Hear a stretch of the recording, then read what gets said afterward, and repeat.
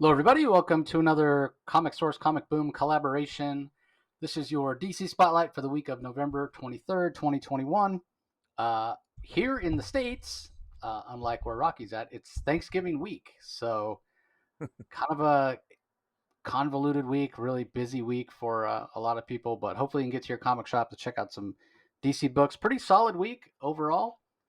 As we head into this holiday season, I wonder, due to shipping delays and supply chain and paper shortages, if we might see more disruption for some DC titles, or if they've gotten it all, like everything is delayed as far as it's going to be delayed. But I have noticed that there have been some other delays with books and whatnot. And I always know it's the holiday season when my wife has me help her get the Christmas decorations out of the attic. We started yesterday with no, I was going to say 17, 14 totes we took down from the attic of Christmas decorations, but that didn't include any of the ornaments or the outside decorations or any of the 8 trees we have. I think we have 8 Christmas trees. Wow. So anyway, I tell you guys about this every year, and I'm thinking this year I might actually show you. We might do a special tour of the house once everything's up, and you guys can see. Looks like Christmas throws up, and it's just everywhere. But we love it. Uh, So uh, anyway, we'll dive into the comics here in a second. But first, Rocky, let me get your thoughts on the week overall. Do you think it was a strong week for DC? well, you know, I think it was a. I was entertained. I was. There's a more than one title. Well, let's put it this way. I actually got something out of Checkmate #6 for a change from Bendis, which is nice. So it ended on the highest note that Leviathan has ended on, and we'll get into why. So I think that sort of set the tone. So Checkmate never depressed me all that much. So I was quite, I was pleasantly surprised. And yeah, I overall I think that this week wasn't it's better than last week anyway. So it was was an Yeah. uptick from last week. Yeah, I agree. Last week was an uncharacteristically down week. I felt like everything was just sort of average to maybe slightly above average. This week's interesting. I feel like there's nothing that is a real stinker. I think most things are above average, but there wasn't that that one book that just blew me away. Like some weeks Yeah. we have, one or two books that are just like outstanding. So this had a couple pretty good ones. Like I agree with you on Checkmate, far and away the best of the bunch. Um, and Harley Quinn actually surprised me this week. So we'll talk about that as well. But let's kick it off with uh, probably one of the highlights. I'm saying nothing blew me away. This may have been the closest to blowing me away. It's Superman number 78, or Superman 78 number 4. I think I do that every time. Um, so this again, it's the Christopher Reeves version of Superman. Uh, if there had been a third movie that was directed by Richard Donner, it was rumored that it would have Brainiac in it. So Robert Venditti, the writer, is imagining, hey, maybe this is the story that Richard Donner would have told. So the art is by Wilfredo Torres, colors are by Jordi Belair, letters are by Dave Lamphere of A Larger World. And, we saw last issue that, or 2 issues ago, Superman gave himself up to Brainiac. And we saw last issue he was, and again, this is the version of Brainiac that's sort of the collector, goes around collecting different um, parts of doomed planets, whatever. So he took Kandor from Krypton. He's the one that has the bottled city of Kandor. He went to Earth. He was drawn by the Kryptonian DNA of Superman. Hey, you're not supposed to be here on Earth. You're the last of a dying race. I need to collect you. And so he threatened Earth. Superman, being who he is, gave himself up, allowed himself to be trapped. Now that he's not under the yellow sun of Earth, he doesn't have his powers. He's trapped along with the other Kryptonians in the bottled city of Kandor. And so in this issue, we see him trying to become accustomed to that, and he seems to struggle even more so than his father does, which makes sense when you think about it. He was raised, he wasn't raised on Krypton. He even talks about that, when his father wants him to take over as sort of the political leader of the Kryptonians that are left, and he's like, I wasn't raised to just give up. I was raised in Kansas, and I'm used to wide open spaces and that sort of thing. And what I love about it as well is the idea that Lex Luthor is inadvertently helping Superman escape. And why is he doing that? Well, he's doing that because he's so ego driven and uh, just narcissistic that he doesn't want Brainiac to defeat Superman. He'll rescue Superman so that nobody else gets to defeat Superman, because only Lex Luthor, the greatest criminal mind, blah blah blah. And so I mean, that is 100% the Gene Hackman characterization of Lex Luthor. So I think all of these characterizations really, really ring true, and Venditti does a fantastic job. I know this is his version of Superman, and even probably my favorite line, because even as Superman is trying to figure out a way, and along with his father, due to some of the things Luthor's done, there's a possibility that Superman, Kal-El, can escape from the bottled city, as opposed to Jor-El, who's been searching for a way to escape for all this time and hasn't been able to find a way. Laura, his mom, Superman's mom, is like, we just got you back. Is this safe? We don't want anything to happen to you. I forbid you to take any risks. And then Kal-El, Superman, as we know, is all, especially the Christopher Reeve version, is always going to take the risk. And he changes out of the white robes that he was wearing to try to fit in with the rest of the Kryptonians. He's back in his Superman costume, and it's by far and away the best line in the whole comic, as his mom is telling his dad, you sent him away in a rocket. We never got to see him grow up. Now it's a miracle he's been returned to us. I won't see him put in harm's way. And then we get a fantastic almost full page spread, splash anyway, of Superman there in his costume. And he says, harm's way is what I do. And I can just hear Christopher Reeve's voice in my head when he says that. And it's fantastic. So as soon as I read that, the line was so good, I didn't even finish reading the story. I immediately had to get a screen capture, and I went and I posted it. It was I think it was Friday night, last Friday. I posted it on my Twitter feed with that line, harm's way is what I do, because Venditti just blew me away with that line. So I thought it was fantastic.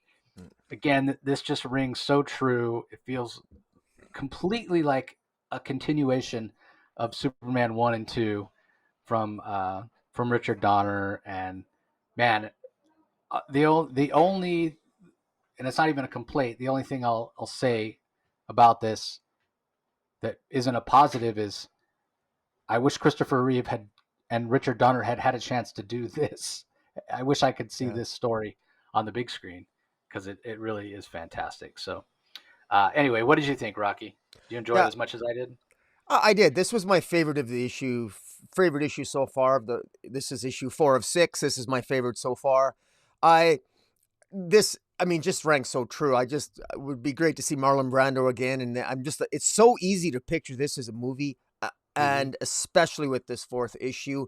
I mean, especially with Lex Luthor, the greatest criminal terror of our era, Yeah. And I love, my favorite line in this comic was when Jor-El said alpha waves. Wow, that man is quite genius, when he's Jor-El compliments the intellect of Lex Luthor, and of course Superman says, please don't tell him you said that. His ego's big enough.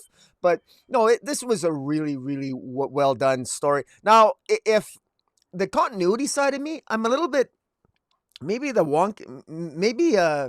misremembering Superman, but I don't know how Jor-El and Laura could have survived Krypton, because they weren't on Kandor.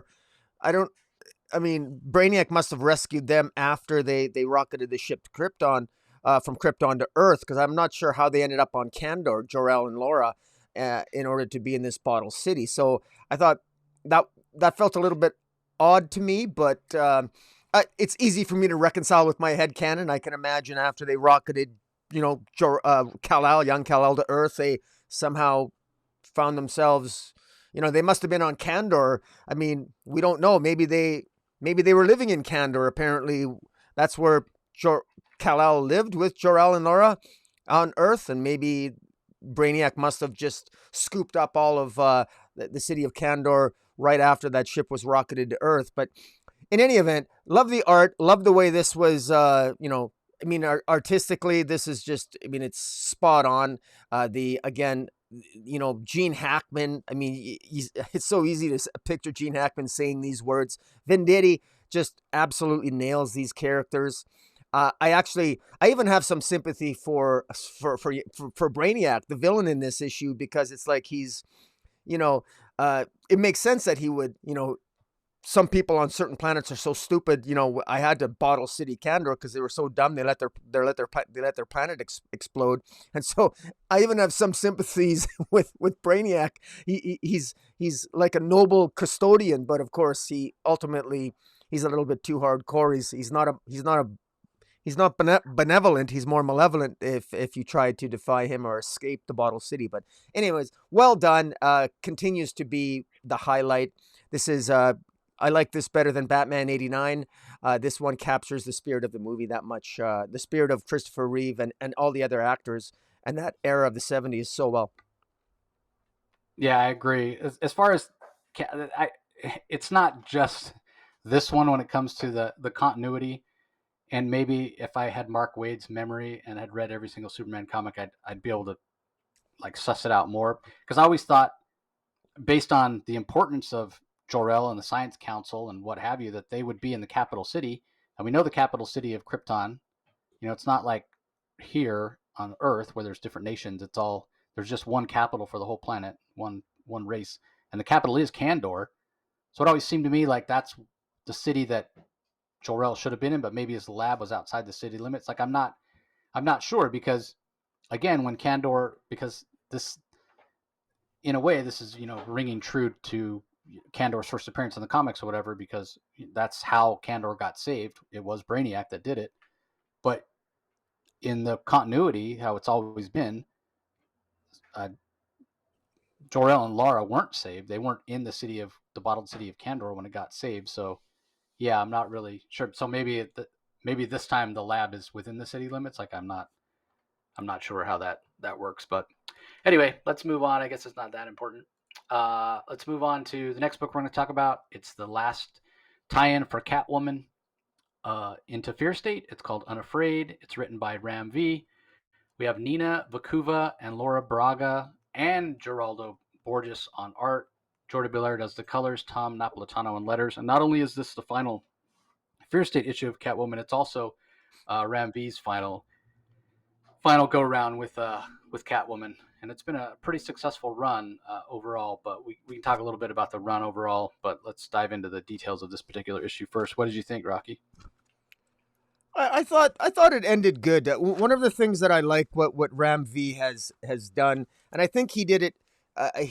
He's done it to good effect with Catwoman. Is I've never felt the last time I felt that Selina really had a home that she could settle in and have and really have her own lifestyle and place in Gotham City was during Darwin Cook's run. That I remember that run very fondly. Joelle Jones' run on Catwoman was in another city, but it didn't quite feel right because it wasn't Gotham. What Ram V did here by giving Selina, giving her a home in Alleytown, giving her the stray cats. I mean, her own gang, or I guess her own group of people. It wasn't really a gang. It's a group of people that she cares for, calling them the stray cats, taking all these strays in, including, Knockout, Cheshire, Killer Croc, Clayface, sort of like the dredges of society, but caring for them. And because everybody is important in their own way. And I love the society essentially in Alleytown built around Catwoman. And he's given Catwoman her own agency that has really worked well in this series in a way that transcends some of my criticisms and our criticisms of Fear State in terms of how it maybe dragged on a little bit, was a little disappointing. I really like here, this is actually my most satisfying ending to Fear State, because I like how Catwoman gets one up on Riddler. Riddler and the Penguin were setting Selina up to fail. Riddler, of course, it was sort of like not a very well-kept secret that Riddler was going to betray Selina, but Selina was, to great effect, ahead of Riddler, because if it's what Ram V has told stories in previous issues of Catwoman, where he's done flashbacks where Catwoman she's learned the con artist game from some of the best con artists in the world. While Bruce Wayne was young and going and training his body to be a great fighter and a great intellect, Selina Kyle was doing the same thing, but more on the darker side of the criminal element. And so Selina saw the betrayal that Riddler inflicted upon her and Alleytown. She saw it coming a mile away, and she prepared for it to great effect. I love how all the moving parts weave in very well here. I love how Ghostmaker shows up to help Catwoman at the end take on the White Witch, and I love, it ties in everything neatly. And because one of the potential criticisms of DC is there's multiple titles here, from Nightwing to Catwoman to Harley Quinn, that all deal with the same events of Fear State, but they're all being told from, well, obviously different writers, and so there's not perfect synchronicity, and you can't expect that. But that's a potential criticism. But as a compliment here to Ram V, and the art here is pretty good too. I actually like the way this felt almost self-contained for Catwoman, and I like the ending with Harley and Ivy and all these players. I think Ram V has done a better job here handling all these players at the end of Fear State than Tynion pulled off in Batman. And that's a high compliment. So overall, this is definitely something where I love Selina's getting one up on the Riddler. I really enjoyed this, and what a great way to cap off Ram V's run on the title. There is, if there's one, I'm not sure if this is his last title or not. If there's one criticism I have, is we didn't really learn a lot about the White Witch, which was an odd name for that character. She's got kind of that honeycomb face. The Ghostmaker shows up and helps Selina fight the White Witch, and the White Witch has multiple copies of herself. We never really learned a lot about what White Witch's powers were. That's going to probably come in future issues. I know that from future solicits, but in any event, that's probably a criticism. I'm not sure if this is Ram V's last issue on the title or not, but in any event, other than that minor nitpick, I was generally happy with this finale for Catwoman's Fear State. Yeah, I was pretty happy too. It's interesting that both of the finales we get this week in Fear State, both the Harley Quinn and the Catwoman final parts in Fear State, to me, are the best two endings, because both writers, in this case Ram V, in the case of Harley Quinn, Stephanie Phillips, they do an incredible job of sort of retaking the agency for their characters. And even though it ties in to Fear State, and it certainly gives an end to the plot thread that's been going, that it wraps up in a satisfactory way, it feels like it pays more service to their characters, in this case Catwoman, than it does give service to Fear State. And that's what a good tie-in should do. Like, the whole point of a tie-in or crossover, whatever you want to call it, they originally did, was it was a way to get readers who weren't ordinarily picking up that title to pick it up, right? So if you're not ordinarily reading Catwoman, but you're reading Batman and you want the whole Fear State story, you go ahead and pick up Catwoman. But the point is that Catwoman still has to have the flavor of the regular Catwoman title when it's not crossing over. That way the reader knows what to expect and can make the decision, hey, I like the way Ram V writes Catwoman, I'm going to stay on this title. Obviously, not going to work for you this time, because this is his final issue. Tini Howard is coming on, and she's a fantastic writer in her own right. So hopefully that'll work out. But yeah, I thought this was great. I thought it wrapped up well. It was very true to the characterization and sort of the agency and intelligence and the very authentic voice that Ram V gave Selina throughout his run. So I really appreciated that. I am a little disappointed, like you are, that we didn't get the White Witch's, more of her story. I know that Ram V, he didn't want to leave Catwoman, but it's another one of those situations where you got to, when you're a writer, you got to make hay while you can, right? So he's got some creator-owned stuff. He's got other titles at DC that he's writing. I think he might even be working on a Marvel title. So you don't want to bite off more than you can chew, where all the work suffers. And so I never will blame a writer for dialing back. You only have one reputation, you only have one name, and if you take on too much stuff and all the work suffers, and then you get a reputation for doing sloppy work or work that feels rushed, that's worse. Yeah. So yeah, I mean, I've loved Ram V. I think he's written the most authentic and realistic and my favorite version of Catwoman. Like, I agree with you, Rocky, since Darwin Cook. And I even like Ram V's version a little more than Darwin. And I know that's sacrilege to some people, but Darwin's was a sort of a Catwoman for a different era. That it's sort of apples and oranges when we're comparing. Um, but yeah, it's been a fantastic run, and my only disappointment is that he didn't. I know he has more Catwoman stories to tell, and I wish he had the time to tell them. But I'm excited for the other stuff that he has to do. And obviously, like I said, it was a tough choice. He said he didn't want to leave the title, but something had to give. So I imagine he must have spoke to Tinny about what his plans were, and she must be picking up some of those threads, and will give her own spin on that. So, Yeah. yeah, again, it's a minor nitpick. I'm disappointed, but we can't expect writers to stay on titles forever. We know that the days of like a Peter David run on the Hulk, Yeah. that just doesn't happen anymore. Yeah. I hear you. The other thing that I'll say about this book, and again, it's not a criticism of any of the artists. It's unfortunate that there were 3 different artists on this book, because um, I don't think in terms of rendering or layouts or anything that anybody doesn't do a really good job. In fact, I think everybody does a great job, especially of the visual storytelling.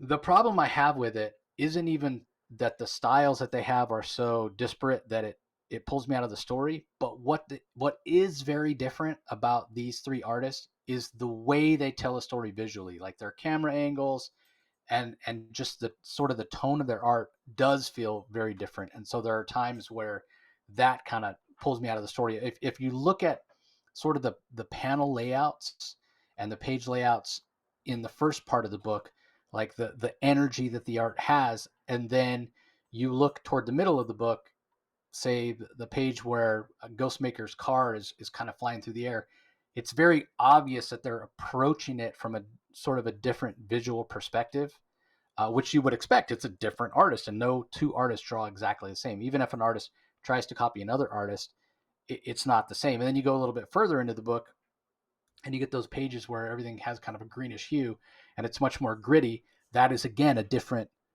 feel. At least that one is more of a flashback, so it's not as jarring.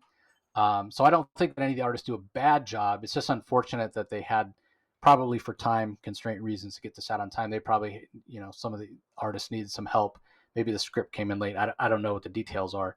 Um, but it's just when you read one artist into the next, it feels a little bit disjointed, and it hurts the pacing a little bit. But again, it's a minor complaint. I think overall it's a really really good issue, and like Rocky and I both said, it's one of the better endings for Fear State, and it does make me want to read that Fear State Omega, which is another part of the thing you want to cross over to do, make you want to read the main series. I do want to see how everything gets tied up. Maybe we might even get a wrap up of some White Witch stuff there. I don't know, probably not, but it's possible. Anyway, on to the next book. It's DC versus Vampires, issue number 2. It's called Blood and Sand. It's written by James Tynion and Matthew Rosenberg. The art and the colors are by Otto Schmidt. Letters are by Tom Napolitano. And I'll talk a little bit about the art first. I'm just going to echo what I said when we covered issue 1. I expect cleaner art from Otto Schmidt. But that being said, I think he purposefully is giving us art that's a little more sketchy, a little more sort of gritty and visceral, because this is a horror story. It is a story about um, this tenuous piece that has existed in the DC universe between vampires and everybody else. It lasted for centuries. It's about to come to an end. Um, and it's a really fun story, and it's clear to me that Tynan and Rosenberg are having a lot of fun. Um, and I won't I don't even quite know. It's not something that I dislike about the title, but I'm such a fan of Hal Jordan. Having him be the bad guy, Yeah. it's fun, because we're seeing a different side of Hal Jordan, and he's getting a lot of screen time, obviously, in the pages of this book. Um, but I don't know. Is it?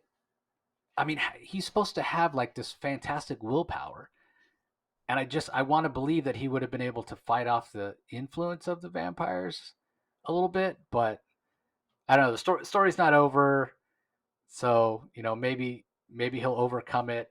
I don't know how to feel about it. I have mixed feelings about the fact that he's sort of the main superheroic bad guy. But there's a lot to like here. The whole entire scene of Batman getting his Bat family together, them like, Bruce, why are you calling us here during the day? With the curtains open. This is not what we do. And then making jokes about it. And then they all are served tea by Alfred.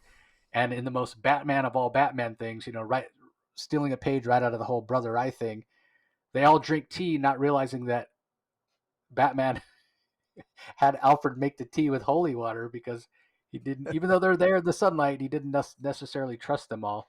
So he knew if any of them were actually vampires, that they would burst into flame, um, even to the point where, at first, when they realize, they're like, "Hey, Batman, why don't you seem worried about any of us?" And then they all realize they're drinking tea, and Damian dumps his out in the plant next to him, and then, I spilled my tea. Can I get some more? Once he finds out it's just the holy water.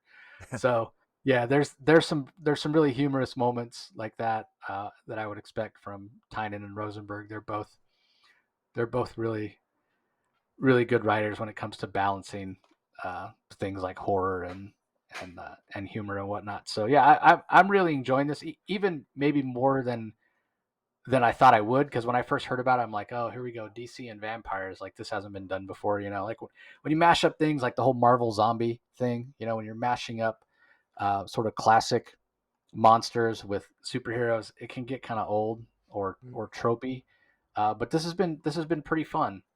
Um, and yeah, I was always a big, being a big Hal Jordan fan. I always loved when Barry and Hal would get together. So that scene where uh, where Hal takes him out is pretty brutal as well. But again, it makes perfect sense, right? Like Hal saying, "You're always my friend. I would have loved to have turned you, but based on your metabolism, if we do, you would like wipe out the whole human race in a matter of days because you would need so much blood to survive. You would just go and kill everybody, and then nobody would have any humans to drink from."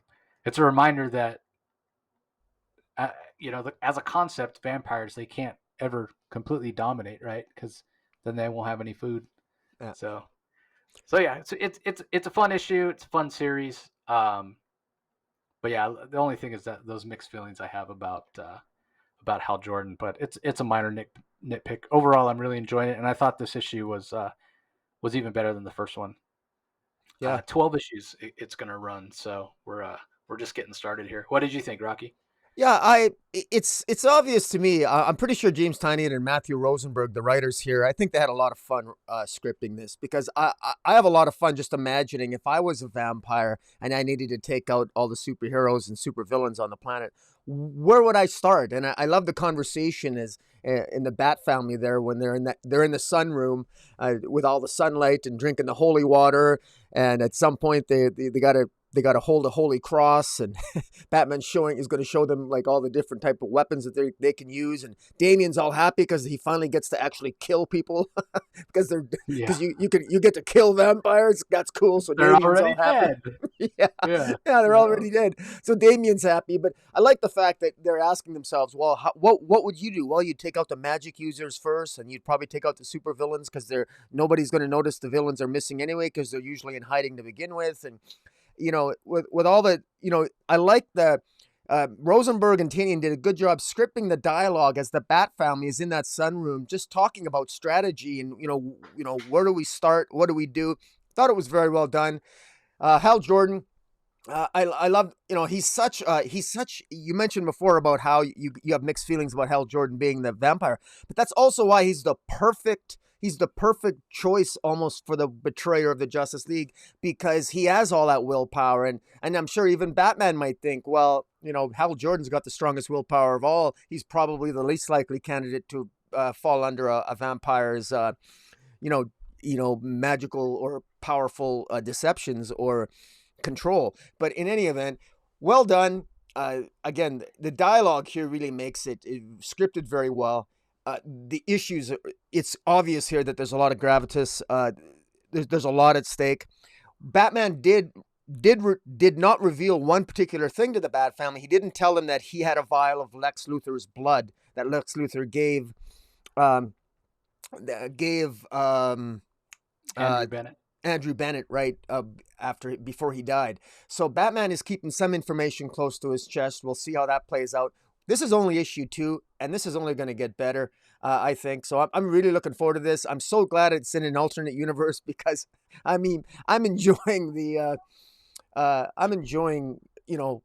like seeing some of the darkness and to be able to kill off some DC characters, have a little fun where there's actually there's actually stakes in this story. The good guys are, they're guess what? They're not going to be resurrected. At least I hope not. Let them stay dead. Let Rosenberg and Tynion have some fun here, and they certainly seem to be doing it so far. Yeah, that trend sort of started with the deceased title from Tom Taylor, where anybody could be killed at any moment, and you didn't know. And Taylor's continuing that in his Dark Ages over at Marvel, where he killed off Johnny Storm in the last issue, which was shocking. Yeah, well, he did that in Injustice too. He killed off a number of people. Yeah, that's true. That's true. Yeah, 100%. So, kind of his trademark. Nobody's safe. Not that this is a Tom Taylor title, but it sort of has that flavor a little bit. So, I think if DC doesn't have the success that it has, we may not have this DC versus vampires. So, yeah, it's all tied in. Well, speaking of dark comics, we have the end of a series that we've been really enjoying. It's Batman Reptilian #6 from writer Garth Ennis. Art, colors, and the main cover by Liam Sharpe, and Rob Steen handles the letters. So this wrapped it up quite nicely, I thought. What did you think, Rocky? Yeah, I'm just bringing it up here. Yeah, while you're doing that, I will also mention that the title of the final is Death and Taxes, which I thought was very appropriate because it kind of tells you that this ending was sort of inevitable. Yeah, pretty much. You can't avoid it. And, just a continuing compliment on this series. I just love Garth Ennis' interpretation of Batman here is just spot on. Batman is just ruthless here. The last issue ended with Batman actually jumping right into the mouth of this creature. And this entire issue is just action-packed. And the entire issue is just Batman jumping into this creature, which is sort of an offspring of Killer Croc, just sort of flies off. Batman, while within the stomach of this creature, controls the Batmobile that has Volkov in it, one of his informants, Volkov, in the Batmobile. And the Batmobile is getting commands from Batman, who's trying to give it commands from within the stomach of this creature. And the Batmobile flies under the creature, explodes, but not before shooting Volkov into the sky. The creature goes down. Batman rips himself out of this creature's stomach. There's some great art by Liam Sharpe, especially there's my favorite pages where Volkov is ejected from the Batmobile and he's just screaming as he's flying through the air. It's just hilarious. It's a great scene.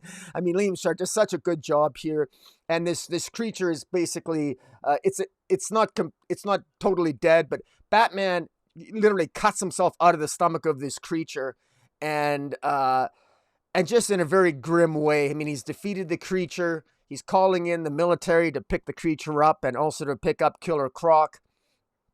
And in a scene that really defines, I think, Garth Ennis's Batman, Volkov is very frustrated with Batman, and he's telling Batman off, you bastard, I'm tired of being your puppet and being used. But unfortunately, Volkov is marked by the creature, and Batman sort of sits idly back. And and the best line, it says, remember what I told you back at the start, Volkov. The Batman never kills, but things have a way of happening anyway, as he watches the creature literally eat Volkov. So this is not a Batman who will do whatever it takes to save the bad guy. I mean, he's literally watching this criminal be eaten, and he's doing nothing to prevent it. So this is not this isn't your typical DC Universe mainstream Batman by any stretch. This is definitely a hardcore Batman. And, he's cynical, he's sarcastic, and he's brutal. And he even says to Killer Croc at the end, he says, look, I mean, you're going to go, you've had a pretty good run, you've had a pretty good run, Wayland, but now you're going to pay your dues. And he doesn't care that the government military might even experiment on Killer Croc, because they gotta, because you don't know what Killer Croc's going to turn into. If this creature can come from Killer Croc, what else can come from Killer Croc? Because nobody knows anything about Killer Croc, and Batman doesn't seem to have a care in the world. If they're going to experiment on you, that's the price that you pay, Wayland. Too bad, so sad. Cry me a river, I don't care. I mean, this is hardcore Batman. I loved it. Art was fantastic. This is again, this is not your typical Batman, and this might not be a Batman that everybody likes, but I really like this. This is almost like Frank Miller Batman, but raised up a couple levels beyond even that. This is absolutely not the mainstream DC Universe Batman. That's why I find it so refreshing. This is just a kick-ass Batman who's not afraid to watch criminals die. He just won't actually do the killing, but he might set things in motion that result in their death, but he's not actually the one pulling the trigger, so to speak. But well done. I enjoyed it. What'd you think? Yeah, I enjoyed it too. I don't have a lot to add to what you said about this last issue in particular. You picked all the same favorites I did. I love that scene of Volkov, yeah, getting shot up into the air, and when Batman tells Killer Croc, yeah, you've played the game, now you're going to pay the price, Uh, so you're going off with the creature, and what happens to you happens to you. So I thought that was fantastic. One thing I do wonder about, I can't help but wonder. So the art is absolutely fantastic with Liam Sharpe. He talks about how much he loves Arkham Asylum, that Dave McKean art that is classic in that Grant Morrison story.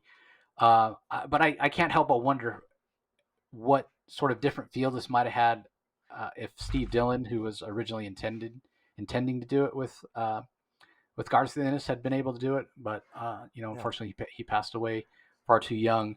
Because I think it would have had a completely different feel. It probably would have felt, in my mind, a little more street, kind of hardcore. Because I think Liam's art, and while this still is a very dark Batman, Liam's art is a little more sort of fantastical in a way. It gives it a little more of a supernatural feel.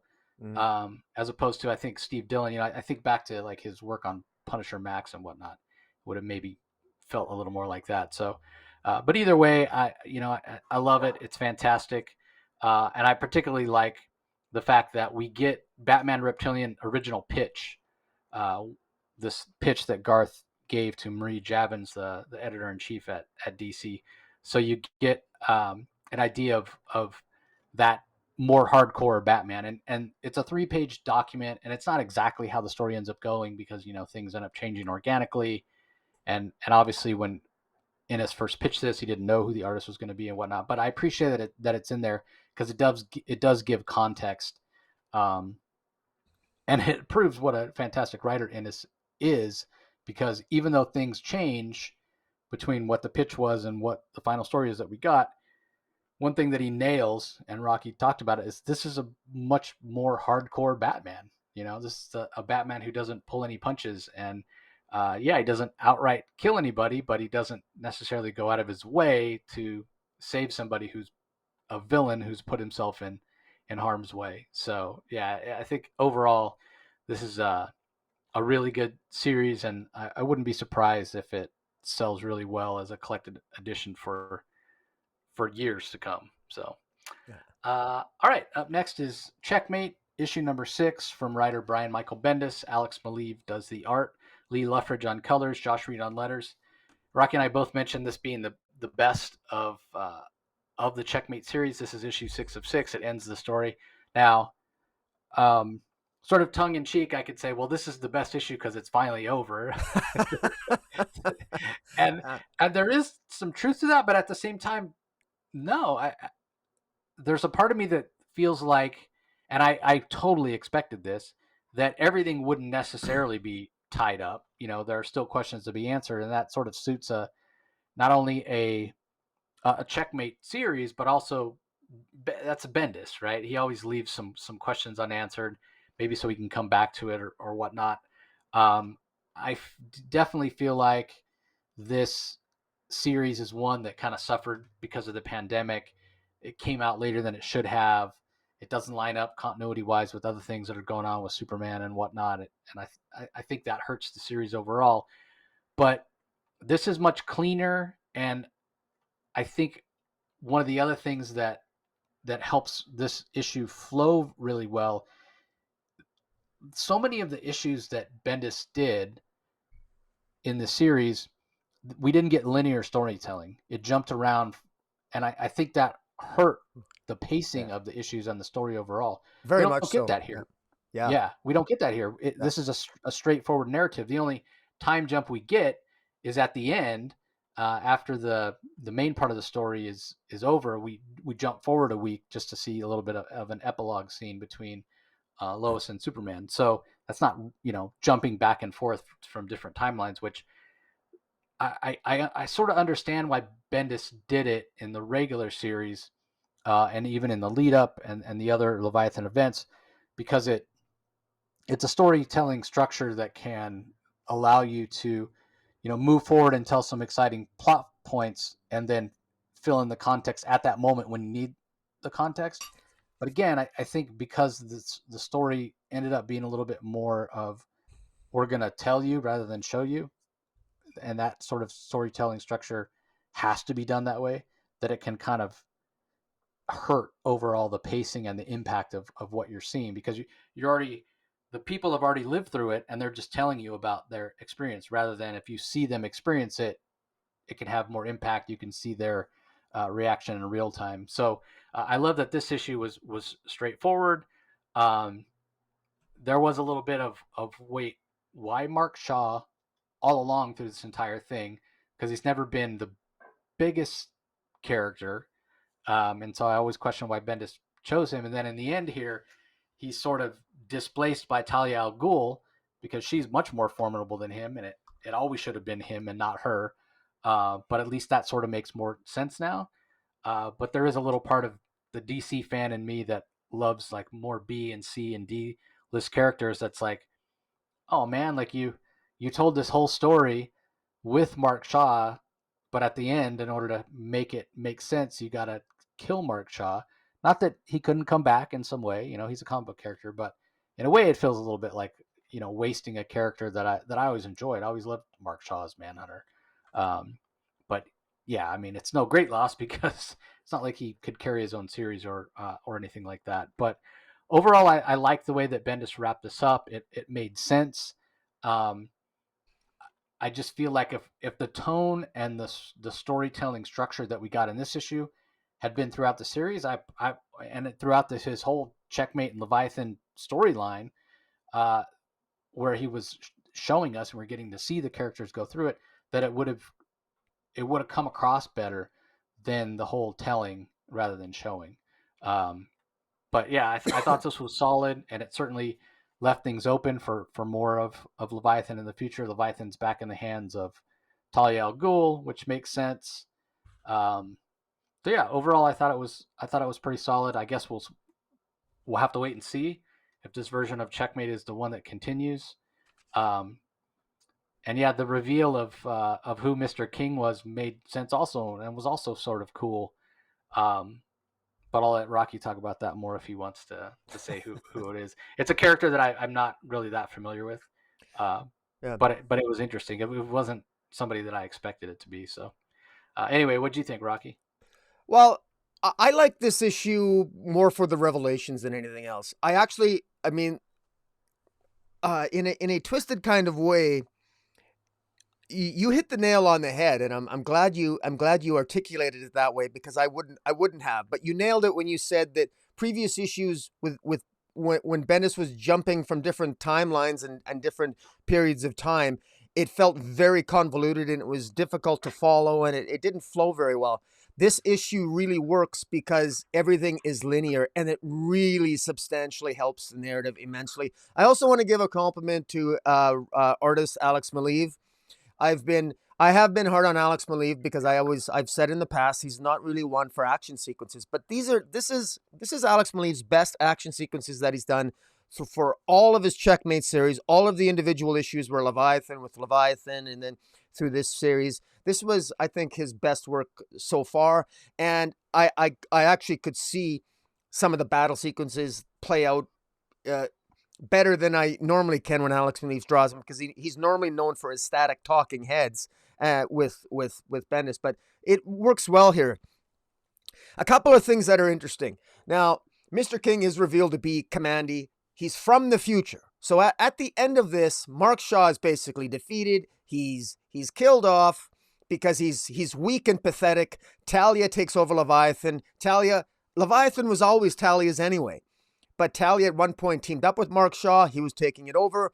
But all of a sudden, all of Leviathan, the entire organization, the majority think that Mark Shaw is weak and pathetic, which I find ironic because from the first time we met Mark Shaw, I was always joking, like, along with so many people, who's Mark Shaw? Mark Shaw. Who? Mark Shaw. Like, he was a joke from the beginning. And here we get to the end, and he is, in fact, not only is he, in fact, a joke, but he's killed off like the joke that he is. And all of Leviathan decide to follow Talia because Talia's kick-ass.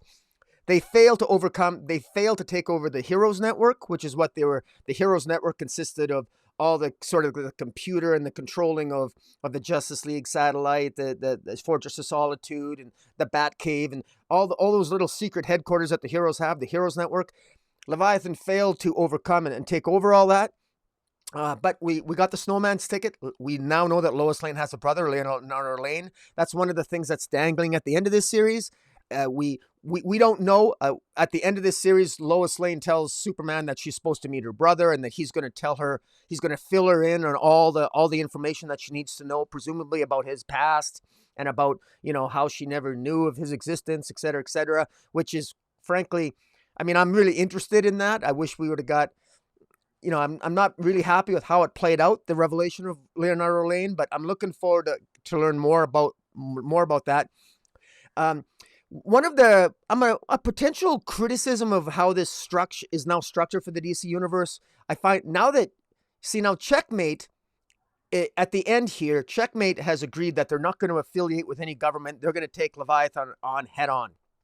Well, I just want to make the observation here that Checkmate now, according to Amanda Waller, is going to be fighting Leviathan under the auspices of the Justice League. Well, if Checkmate is the intelligence agency answer to Leviathan, well, what are the governments? What does the United Nations think of that? I mean, a lot of people are criticizing John Kent for being very proactive in geopolitical affairs and violating the sovereignty of nations by maybe invading the island of Gomorrah, and you got to respect the sovereignty of nations. Well, isn't the Justice League by controlling Checkmate now? What about the world governments? I mean, Leviathan basically took out all the best intelligence agencies from all the governments, and now Checkmate is operating outside and independently of all the governments. So in a very real way, isn't the Justice League now engaging in worldwide politics? Isn't that something they want to avoid? I mean, it seems like they're getting in on dangerous territory here, which might that's not a criticism. Maybe that's going to create more drama for future stories, because of who controls Checkmate? The Justice League? Well, who controls the Justice League? Batman? Superman? Isn't that what they wanted to avoid in the first place? King Superman making decisions for the rest of the earth? Anyway, so it's just something to ponder. Amanda Waller showing up at the end. I thought you were going to make some comment about that, Chase. But she very clearly, she seems to know about Commandy. If Commandy's come back from the 10,000 years in the future to prevent the great disaster from happening, the great disaster, which in Commandy history, that happens 10,000 years in the future. We know from Bendis's Legion of Superheroes that the Earth is destroyed in the 31st century and is completely reconstructed. So we know that the Earth is doomed anyway. So I'm not sure what Commandy is hoping to prevent, because unless Bendis wants to change the Legion of Superheroes history that he wrote in this new Omniverse, I don't know why Commandy's back. I find it's a really odd thing to do. I think this is just done for shock value.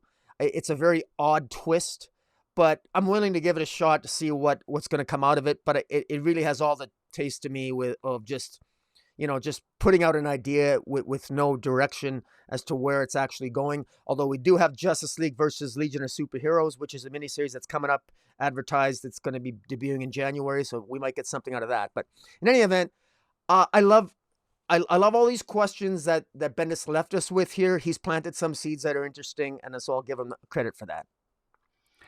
Yeah, it's a good point, and about Checkmate being under the auspices of the Justice League, and it brings up a point that I don't know that I ever mentioned it. As far as Amanda Waller showing up here again, that's something that doesn't dovetail with what else is going on in the timeline right now of the DC universe. So again, that's one of those continuity things because she's sort of on her way out. Amanda Waller, she's in hiding in the pages of Suicide Squad. So Yep. I'm sort of just pushing that off here, and that's why I didn't mention it. But here's the thing: I sort of like the idea of there being the Justice League having their own intelligence gathering organization. I trust the Justice League more than I trust the intelligence agencies of the world. So I think that that's okay. But I get your point. It is a little bit Batman Brother Eye kind of thing. Um, but I like that idea. But here's the thing I was going to say that I don't think I've ever mentioned. In my mind, when Bendis started going down this path of telling the Leviathan story, and then these individuals came together. This is a much different Checkmate than we've ever had before. Like Checkmate before was a government agency, a lot of red tape, a lot of bureaucracy. One of those black hat organizations that one hand maybe doesn't know what the other hand is doing. They could even be running at counter uh, goals to each other, very much like a Suicide Squad. The ends justify the means, that sort of political thing. And so I don't know that when Bendis started telling the story and he started gathering together all, Lois Lane um, and the Kate Spencer Manhunter and Commandy and Question and Green Arrow, that he ever should have called it Checkmate, because then you're in, other than Director Bones, who was the head of Checkmate, you're inherently tying it to what's come before. But this Checkmate is not that. It's not the government agency that you may or may not be able to trust. That's Suicide Squad. That's Task Force Z now. That's all these other clandestine organizations that Bendis sort of cleaned up. Yeah. So why he should have called, in my mind, he should have called it something else, and then it would have made even more sense to spin it off as the intelligence gathering organization um, for the Justice League. In my mind, if I compare it to something over at Marvel, like the Illuminati, right, where they don't get together all the time, but they are there, and they're some of the smartest people in the Marvel universe, and they're there for the really big threats and for warning people when things come along. So I kind of sort of feel like maybe they should have gone in that other direction rather than calling it Checkmate, because then it does inherently tie it to that political organization that Checkmate was. Um, but as far as like the United Nations and everyone else is concerned, I don't think, like the previous Checkmate it was public knowledge, even if most people didn't take the time to think about it.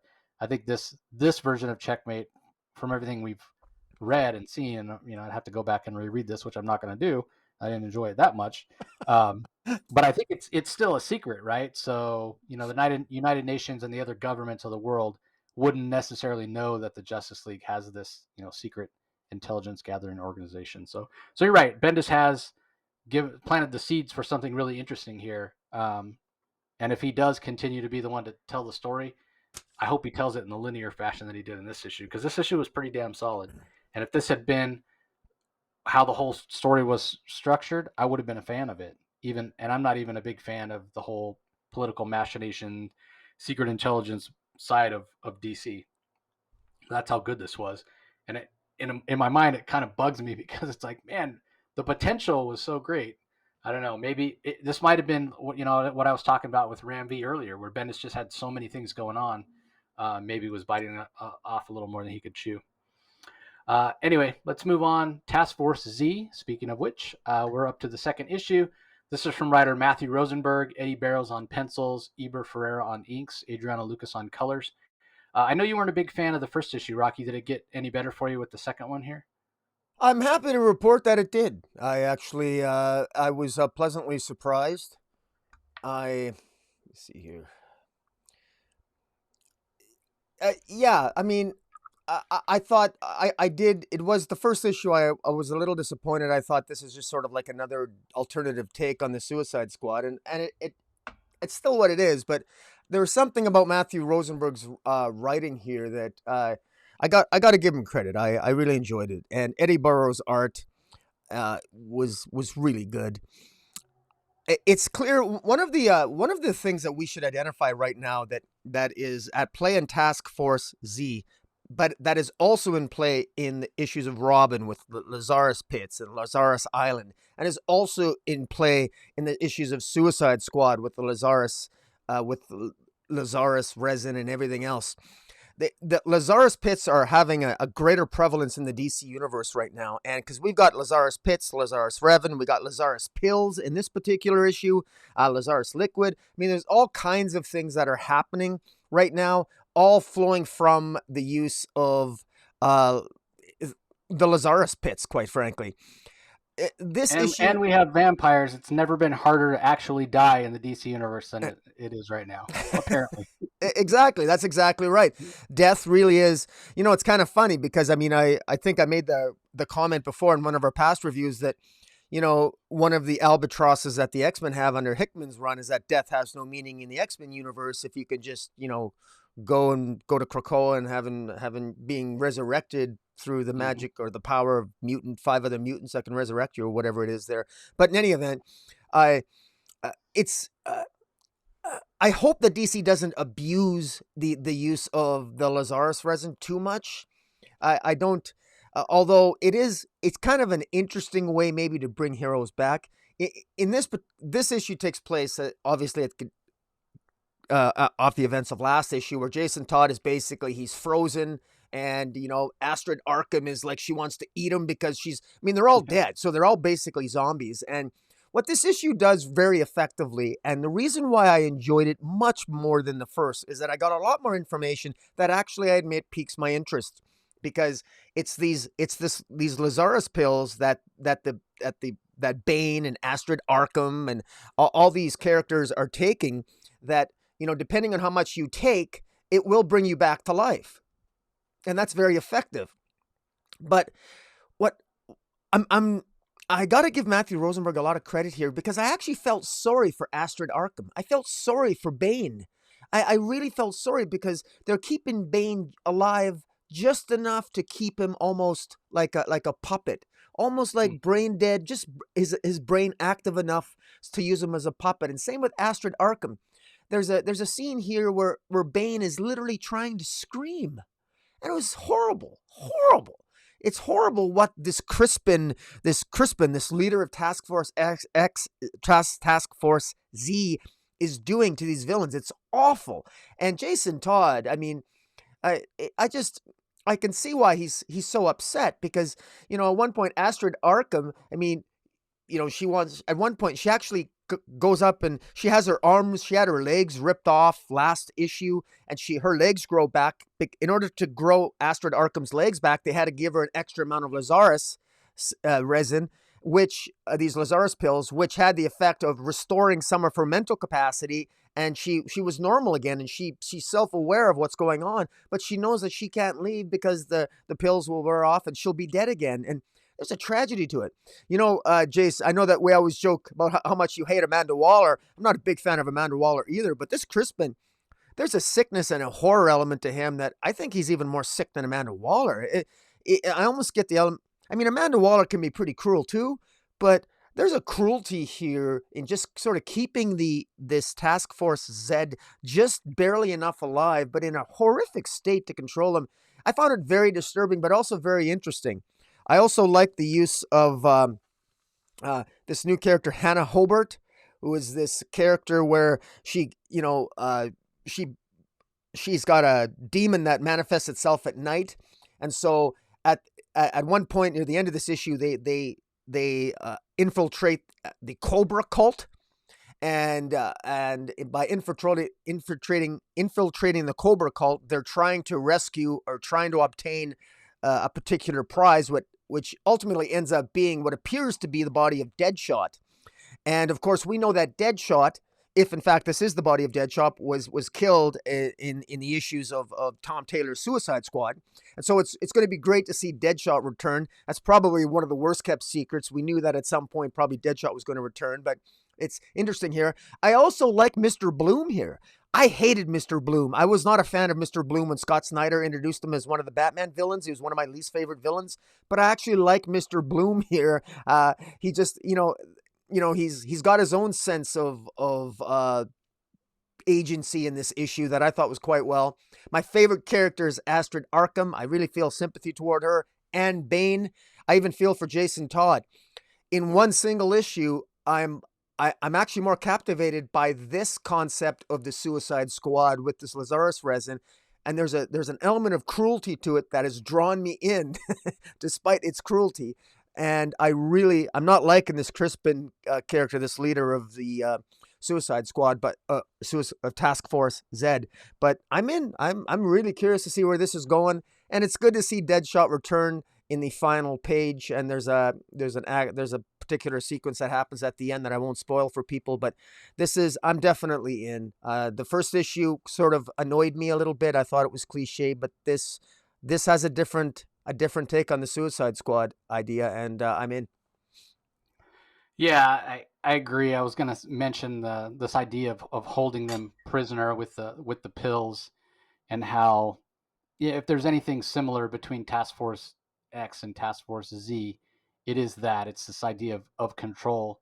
In a way, they're both using the idea of death as sort of the shackles, right? The threat of imminent death if you're in the Suicide Squad, and then if you want to stay alive and cheat death in the pages of Task Force Z. But of course, in the last issue of Suicide Squad, we saw that even death didn't free Calubra, right? They gave her some of those Lazarus resin pills. So that's your point about don't go too far, DC, so that death doesn't matter. You're removing the stakes.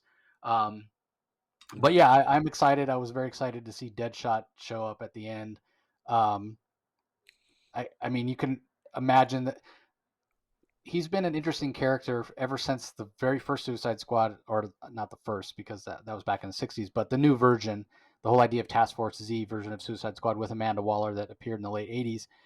Deadshot's been one of the characters that's been a member almost the whole entire time. And they've played with his morality at different times and whatnot. And I think that works really well. So how does being partially dead, partially alive affect that? How does it affect Floyd Lawton and his idea of what's right and what's wrong? So I'm interested to see where that goes. And you're right about Mr. Bloom as well. How he seems to have a little more awareness than some of the others, despite the fact that they're supposedly limiting his Lazarus pills. But he's not actually dead. I think that was revealed in the first issue. He's not actually dead. He's like Jason Todd, I thought. Okay. Or maybe that very well maybe the case. I may have forgotten that. And that would explain why he seems to have his own plans that he's keeping very, very close to the vest. So we'll see how that all plays out. The other thing that we're seeing here, I'm holding out judgment. I'm not sure how well it's working for me yet. The idea of Jason Todd having given up the guns, we saw that in previous issues of Batman and the Urban Legends title. Now he's using crowbars, which is kind of like, dude, you were killed by a crowbar. Is that really what you want to use? So, I get the idea. DC doesn't want to glorify gun use. I 100% sort of agree with that, or not sort of, but I 100% agree with that. But in my mind, he always has used guns. It's so synonymous with who he is as a character. I don't know how well that's going to work. So maybe it's just something I need to get used to. But that being said, the artwork by the whole art team, Eddie Barrows, Eber Ferrero, Adriano Lucas, art here is fantastic. So this is a very fast-paced series. A lot happens in this issue. Feels like a big chunk of story. Matthew Rosenberg clearly has an idea of what he's doing. I'll be curious to see if this is a title that, this is the brainchild of Rosenberg, and when he's done telling the story that he has to tell, if it goes away or if they would keep it going with somebody else coming on board. So I'm definitely curious about that. But give it a try. It's definitely sort of a darker. If you can imagine, you can go darker than Suicide Squad. This is what this is right now. So, all right, moving on. we're going to be talking about Aquaman Green Arrow, Deep Target number 2. It's called Inversions. It's from writer Brandon Thomas, Ronan Cliquet as the artist, Ulysses Areola on colors, Josh Reed on letters. First of all, the art, Ronan Cliquet, very clean art, very primary colors, which really helps this feel sort of super heroic, sort of classically so. This does feel a little bit like a setup issue for what's coming next, and we see that on the last page. A big majority of the issue is this new version of Aquaman and Green Arrow. You know, they've sort of swapped lives, a little Freaky Friday action here, and they're traveling on an airplane trying to go investigate what's happened to them, and they get attacked. And they get attacked by the leader of sort of the, I guess, the project that caused this to happen by time travel, a little bit of a butterfly effect. And he's the one that attacks him at the end. He's sort of half man, half dinosaur. And he's asking them, hey, how badly do you want your own lives back? Show me, which is interesting. But throughout this entire story, I've been assuming that guy, for lack of a better word or a better term, was the quote unquote bad guy. General Anderton is his name. Yeah. But based on this, I started to wonder, like maybe he needs help to go back and right the wrong. I guess it all comes down to the fact that is General Anderton happy that, you know, seen right out of the fly, like the way he got mutated with and sort of combined with the dinosaurs, like that Jeff Goldblum movie, The Fly, where a fly got in the teleporter. So they had this time travel platform, I guess, kind of similar to the Fantastic Four one way back in the day, that Doctor Doom created.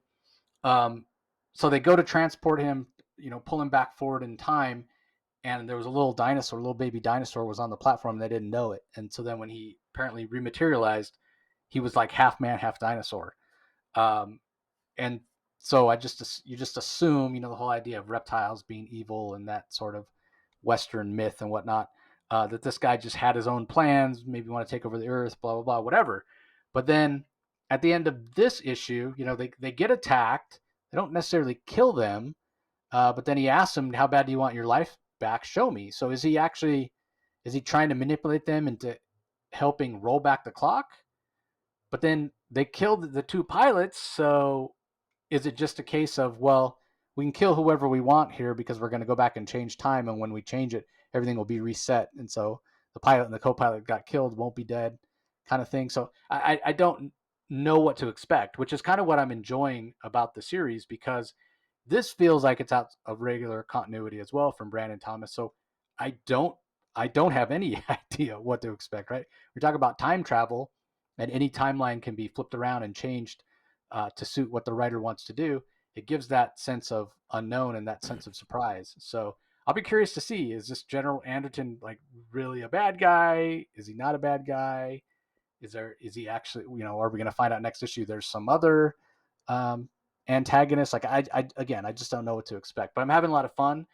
It's even though this issue was set up, there was a lot of action and it was fast paced, and I'm enjoying the art. So what do you think, Rocky? I don't have a lot to add. This entire issue was virtually one giant action scene, and it takes place on a plane because basically it's Oliver and Arthur flying to Star Labs because they want to ask Star Labs what happened. How come we've switched histories? How come Green Arrow is Aquaman and Aquaman is Green Arrow? How come we've switched it?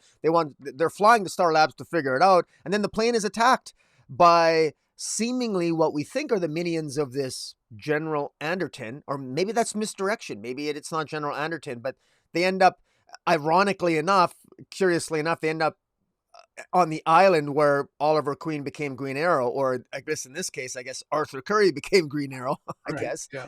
So, because their identities are all mixed up because of the time shenanigans that have occurred, and the same time shenanigans, as you say, turned General Anderton into sort of like this dinosaur-like a human dinosaur hybrid, and they just end up confronting the General Anderton at the end, who, you know, is wondering if they want to get their lives back, and that's really it ends. So kudos to Ronan Cliquet, the artist. Cliquet, I think. Cliquet, sorry. fantastic art. I mean, this was action packed. This was a lot of fun just to page through. I mean, it felt cinematic. It felt action packed. This was a quick issue to read, but as a compliment to the artist, I slowed down and I would go back a few pages just to look at the art because it was beautiful. It was very well done, and it was action packed. And hey, Brandon Thomas. I mean, if you have the real estate, sometimes you let the artist shine, and he clearly let the artist Cliquet shine this issue. Not a lot of story, not a lot of plot happened.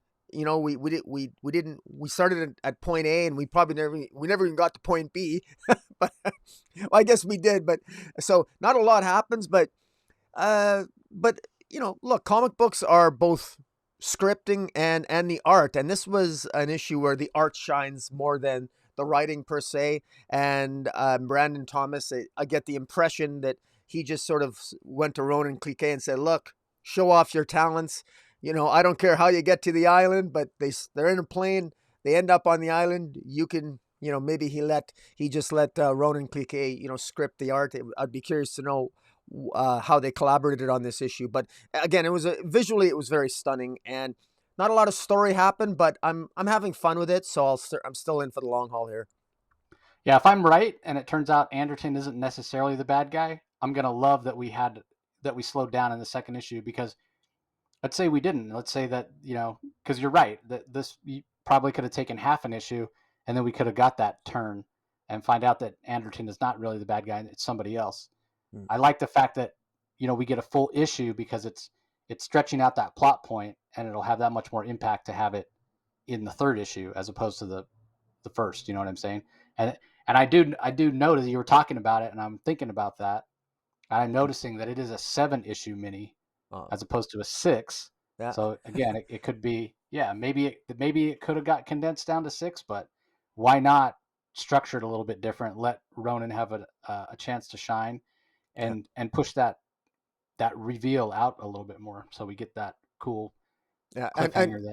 And kudos to Ulysses Areola on the colors, bright colors, very, very well done as well. Yeah, agreed. So, all right, let's move on. Detective Comics number 1045 from writer Marika Tamaki. Dan Mora is the artist. Jordi Belair does colors. Aditya Bidikar on letters. And there's a backup Foundations from Stephanie Phillips, with art by David Lapham, colors by Trisha Mulvihill, and letters by Rob Lee. So the main story is Nakano's Nightmare finale. This is again the Fear State tie-in finale for Detective Comics. So, what do you think here, Rocky? Did this ending make sense for you? Yeah, it did. It didn't. Marika Tamaki has been. I've enjoyed her run on Detective. I think that she's, as a compliment to her, I like how she has. I like how she has.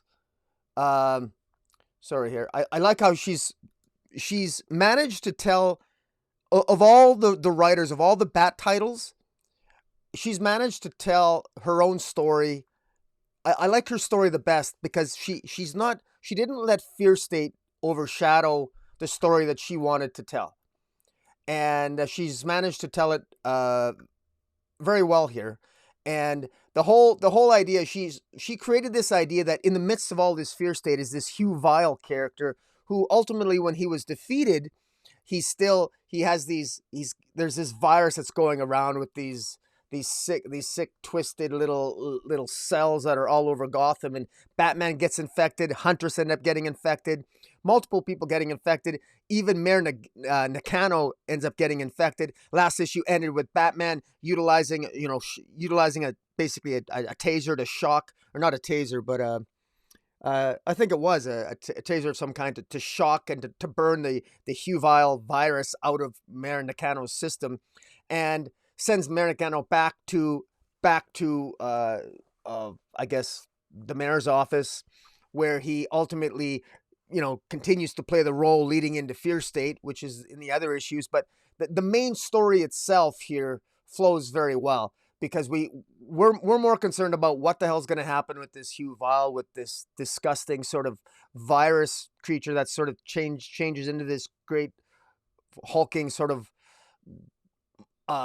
well, Batman calls it it's the evolution of a problem unsolved, because they thought this Hugh Vile thing was just a temporary virus. And in the general scheme of things, Gotham has faced worse than a virus. But this thing, it's one of those things they left it unchecked, and it continued to grow.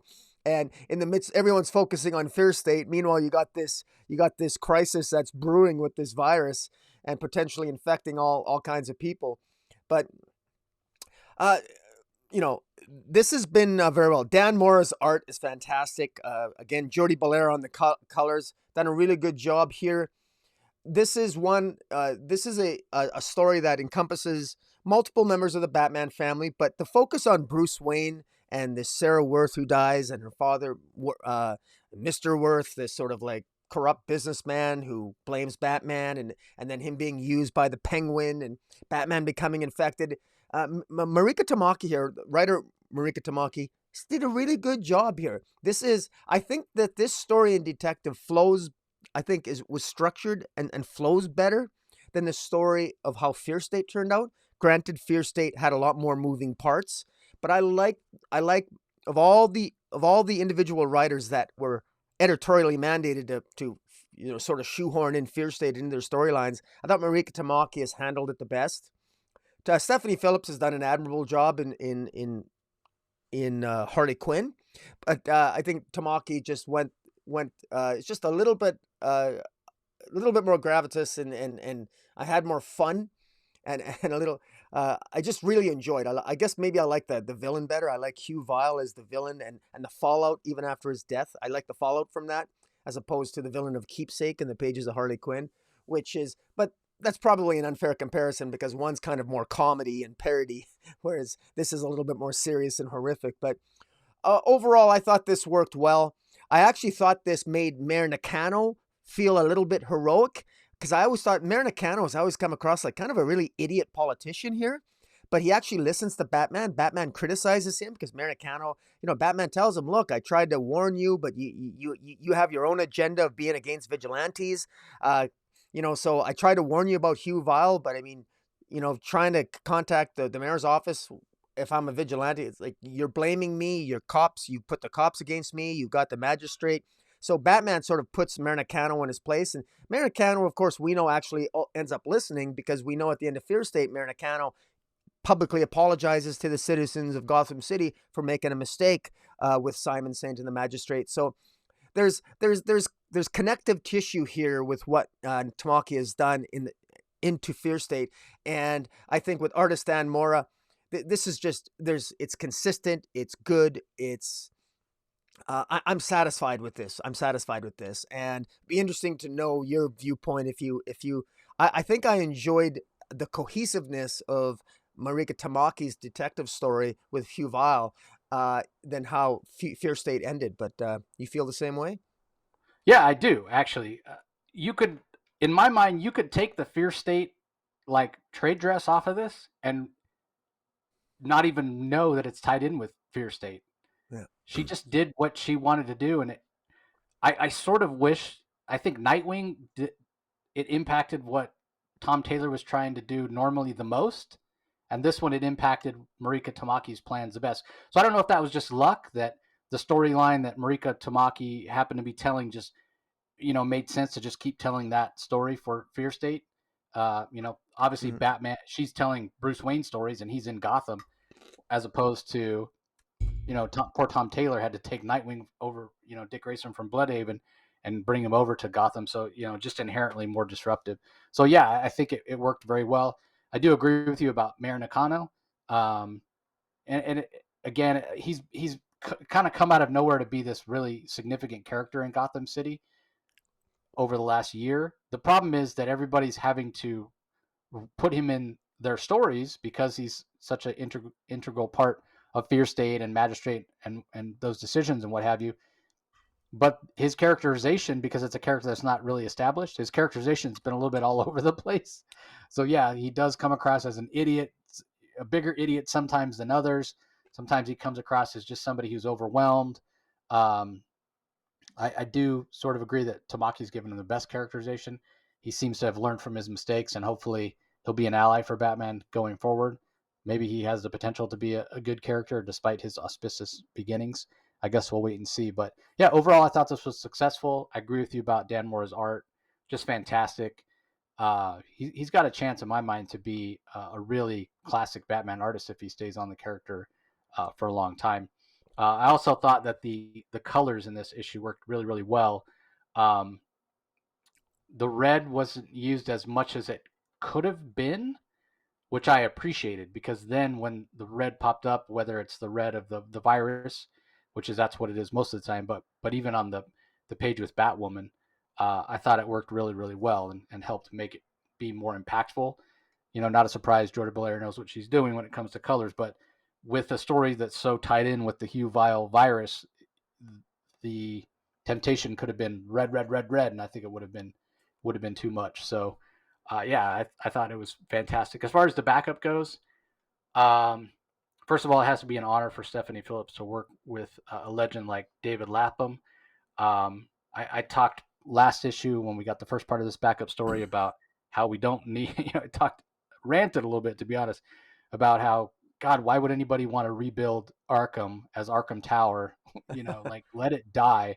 Yeah. Um, and it seems like I'm on the same page with Harley Quinn, who shows up, of all people, who shows up on the last page here. So yeah, maybe we are going to see the end. Maybe we will be heading more toward that idea that James Tynion put um, in his Bat Thoughts newsletter, where he was pitching to DC to create Pennyworth Tower. A place for people to go to actually get help instead of being tied into this horrific past that is Arkham Asylum. So I guess we'll have to wait and see. Didn't know what to expect from this story. It took a bit of a turn with Harley here, and I guess we'll have to wait and see. But I'm, and I'll talk about it more when we get to the Harley Quinn issue. But uh, Stephanie Phillips is quickly becoming my favorite writer of Harley Quinn. But yeah, like I said, I'll talk a little bit about that more later. But any thoughts on the backup, Rocky? Yeah, the thing about the backup is that it allows artist David Lapham to show up his talents, just like the artist on Aquaman and Green Arrow, Deep Target.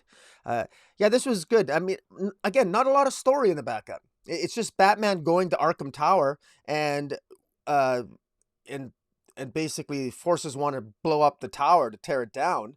But there's fear gas in the tower, and so if you blow up the tower, then there's a danger that more of the fear gas is going to infect the citizens of Gotham. So that's not an option. And what ultimately ends up happening is he ends up running into Harley Quinn, and that's really how it ends. And he also ends up getting dosed. Batman gets dosed with a fear toxin, and he hallucinates again. And most of the scenes are again allows David Lapham to just show off his art, and again to great effect.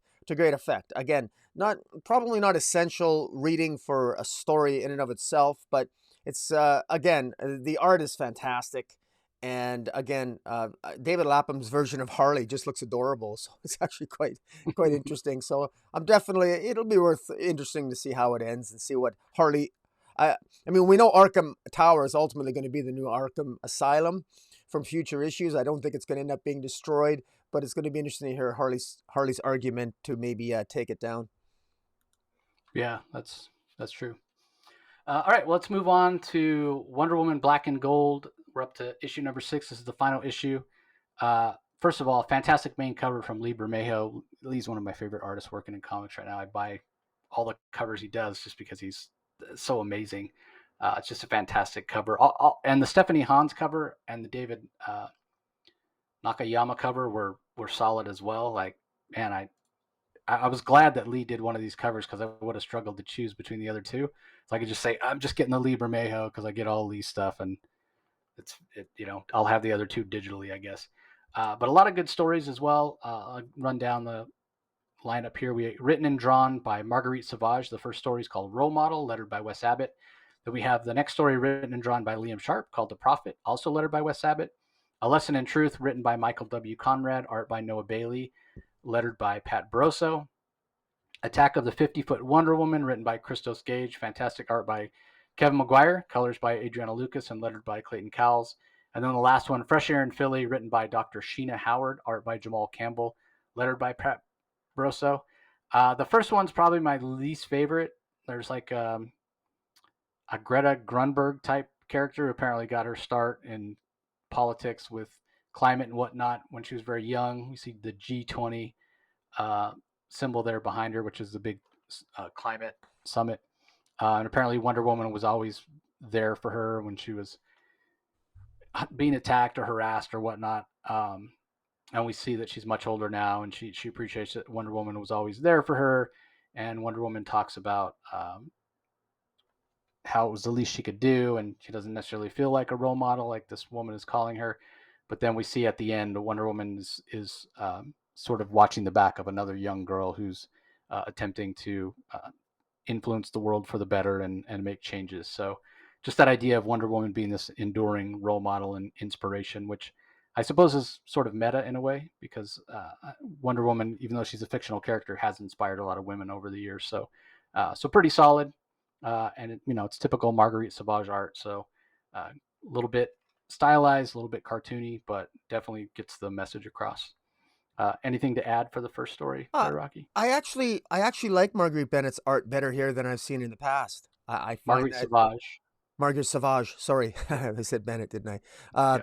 Margaret Sauvage. Yeah, because I find Margaret Sauvage, a lot of her work on DC Bombshells and a lot of her work on Future State, it just seemed to have a harder edge to it on the faces. This one I actually like it better. It seems to be a little bit softer than what I normally see it. And I love the use of the coloring. I like sort of a creative use on the colors for you know obviously Wonder Woman's outfit is usually the stars and stripes are usually like blue and white, but I like it was nice and a great message. So this is one of those stories where it's you know it's just it's a feel good story. There's nothing wrong with the story. It's got a great message, and yeah, it doesn't necessarily blow me away because Wonder Woman is a role model, so there's nothing that really stands out about it, but it is nice to know that Wonder Woman is always around, much like Superman is. So it was a good feel good story. Yeah, the next story by Liam Sharpe, Liam himself even says in the credits, based on the mother of all dreams, and he puts himself in the story. He is a character in the story, and I love it.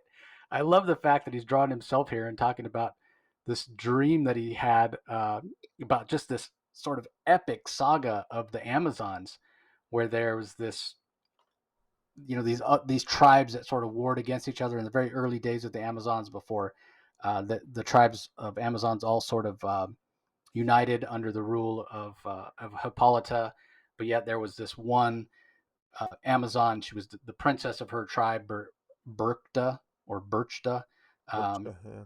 who was always jealous of Diana because she felt that her tribe should have been the one that was the ruling tribe. She should have been that beloved princess and whatnot. And even at the end of the story, with the sort of the closing credits, it says only the beginning, because the one thing about this story is it does feel like there's so much. Like, I'm ready to read this from Liam. I'm ready to read the whole thing. The art is fantastic, as Liam's art often is. Interesting that we're getting it in black and white here, and he colors it also, and he uses the yellow. The whole idea of this black and gold with a limited color palette. He uses the yellow or the gold so sparingly. I mean, there's pages that have none of it. Yeah. But when he does use it, it's this very dark, rich yellow that I really enjoy. Yeah. But then he sort of saves it all till the end when his character in the story gets to come face to face with Wonder Woman. She's just beautiful, bathed in the lightning and the yellow and the gold and whatnot. It's just a beautiful image, and I hope we do get this full story from Liam someday, because I would Yeah. be very interested in reading it. So I just I want to love. quickly add that the lightning in some of the panels, it's very subtle. That it's the lightning that's yellow, and as the lightning gets closer, it gets more pronounced, the yellow in the panels, Mm-hmm. and then Yep. finally the lightning. It's actually Diana coming closer to him as he's talking. The lightning's coming closer to him, and it's actually Diana who arrives to basically give him an epiphany. And so it's very well done. It's very subtle, but the lightning is there, and it's the Wonder Woman is the lightning coming to his rescue is the way I interpreted it. I thought it was very well done. Liam Sharpe just really nailed it here, and he put himself in the story, which is hilarious. So Yeah, it's so fun, yeah. so fun. Can't wait to have him sign I'll get a copy of this, a hard copy of this, just so I can have him sign like right over his own self. Yeah, So I'm curious. Is that does he have a Wonder Woman series coming out? as far as I know, he doesn't have any DC work coming out now that he's finished Batman and Reptilian. He's going to be Because focusing in the new year on his Starhinge series, his first creator owned. yeah, because I'm wondering. I know that we got Trial of the Amazons coming up as an Yep. event for DC, and I know that we got the Three Tribes of Amazons. There's going to be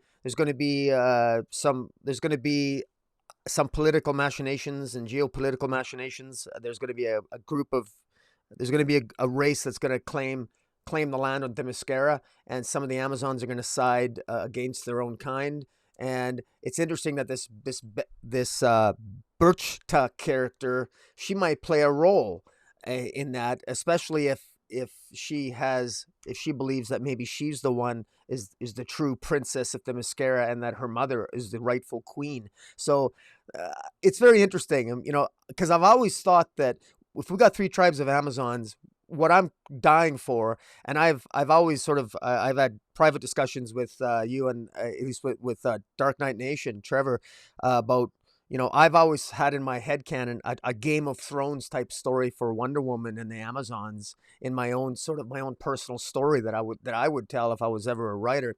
And I really hope they're going to do something like that, but I'm probably asking too much. But that's what I'm hoping, because this feels epic. This feels like there's a lot at stake here with this Birchta character, and boy, it's too bad Liam Sharpe can't draw all of it, because this feels like it has gravitas. I'm like you, I want to know the continuation of this story. This Birchta character, she looks like she's kick ass, but Yeah, and again, I have no idea if she'll be. I have no idea if Liam was involved in any of the Trial of the Amazon stuff, and they took his idea, or if he's told them about it, but it's just not the right time, and he'll come back at a later date to do the story. So yeah, mm, no clue, but agree that I would want more of it.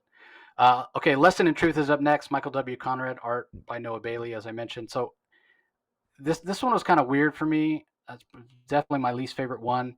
It feels more like tan or brown than gold, yeah. and the art style is sort of cartoony. So in that way, I felt like it didn't have as much impact. But it ultimately it is a feel good story about somebody who Wonder Woman influences, and despite the fact that he has to pay a price for the choices he made, he goes to prison for 20 years. He does in the end benefit from his lesson learned with Wonder Woman. So a lesson in truth, I guess, is the name of it, and that does fit in. That title does fit in with the story. So I just thought this one was okay. It was my least favorite. What do you think, Rocky? Yeah, it wasn't. Yeah, it was okay. It wasn't. I wasn't. I'm not a. Art is subjective, of course. It wasn't my cup of tea. But there's nothing wrong with the art. It just feels a little bit. You know, it's just not what I'm accustomed to. But it has a good message. It was structured well. It read well. The message was clear. I thought it was. It was a nice. It's sort of like Marguerite Sauvage in her story there. It's a feel good story with a good message at the end. That thank you for the lesson in truth. That the individual, despite spending all that time in prison, he did actually learn something. So, but again, what wasn't my favorite of the issue, but it's not like it's bad. Yeah, the next one sort of tied with the Liam Sharp as my favorite. Attack of the 50-Foot Wonder Woman. I thought was so Uh, fantastic. A lot of it has to do with the Kevin Maguire art. oh, for I sure. just love the art in this issue. Again, nobody does facial expressions in comics better than Kevin Maguire. Uh, the whole idea of Wonder Woman and Giganta switching powers is fun. I love the characterization Christos Gage gives Giganta. Like as much as I complain about DC and Marvel does this too, like more and more over the last decade to 15 years, they've been turning the villains into anti-heroes or straight up heroes. I Yeah. was complaining about it the other day with Black Manta, but the dynamic here between Giganta and Wonder Woman makes me want Giganta to follow that path to try to be uh, good for a change. Like I she feels like somebody who maybe could be a friend to Wonder Woman, or at least reluctant partner. Like I much rather would read Giganta and Wonder Woman teaming up, going after somebody, than I would when Maxwell Lord, that thing like fell apart when they tried to team up Maxwell Lord and Wonder Woman. That just didn't work for me at all. Um, but this sort of worked for me. I really enjoyed it, and I thought that the use of the color was really great. I mean, Giganta, I think this is a new version of her costume. I've never seen this version of her costume before, but it did have the nod to the sort of Super Friends old school Silver Age version of the costume, where for no reason other than I guess they thought it looked cool, Yeah. Giganta would wear a leopard print bathing suit, which never made sense to me. Um, but yeah, I just really enjoyed this. I thought it was really, really great. Beautiful art. Uh, yeah, just fantastic. So this one was a heck of a lot of fun. And like these kind of stories, like as much as I've complained about too many of these limited color palette series lately, so this is exactly the kind of story that shows that there can be value in this when we get a story like this that can stand on its own, and you don't even need to know who Giganta is, and you can read this and enjoy it. So I thought it was a whole lot of fun.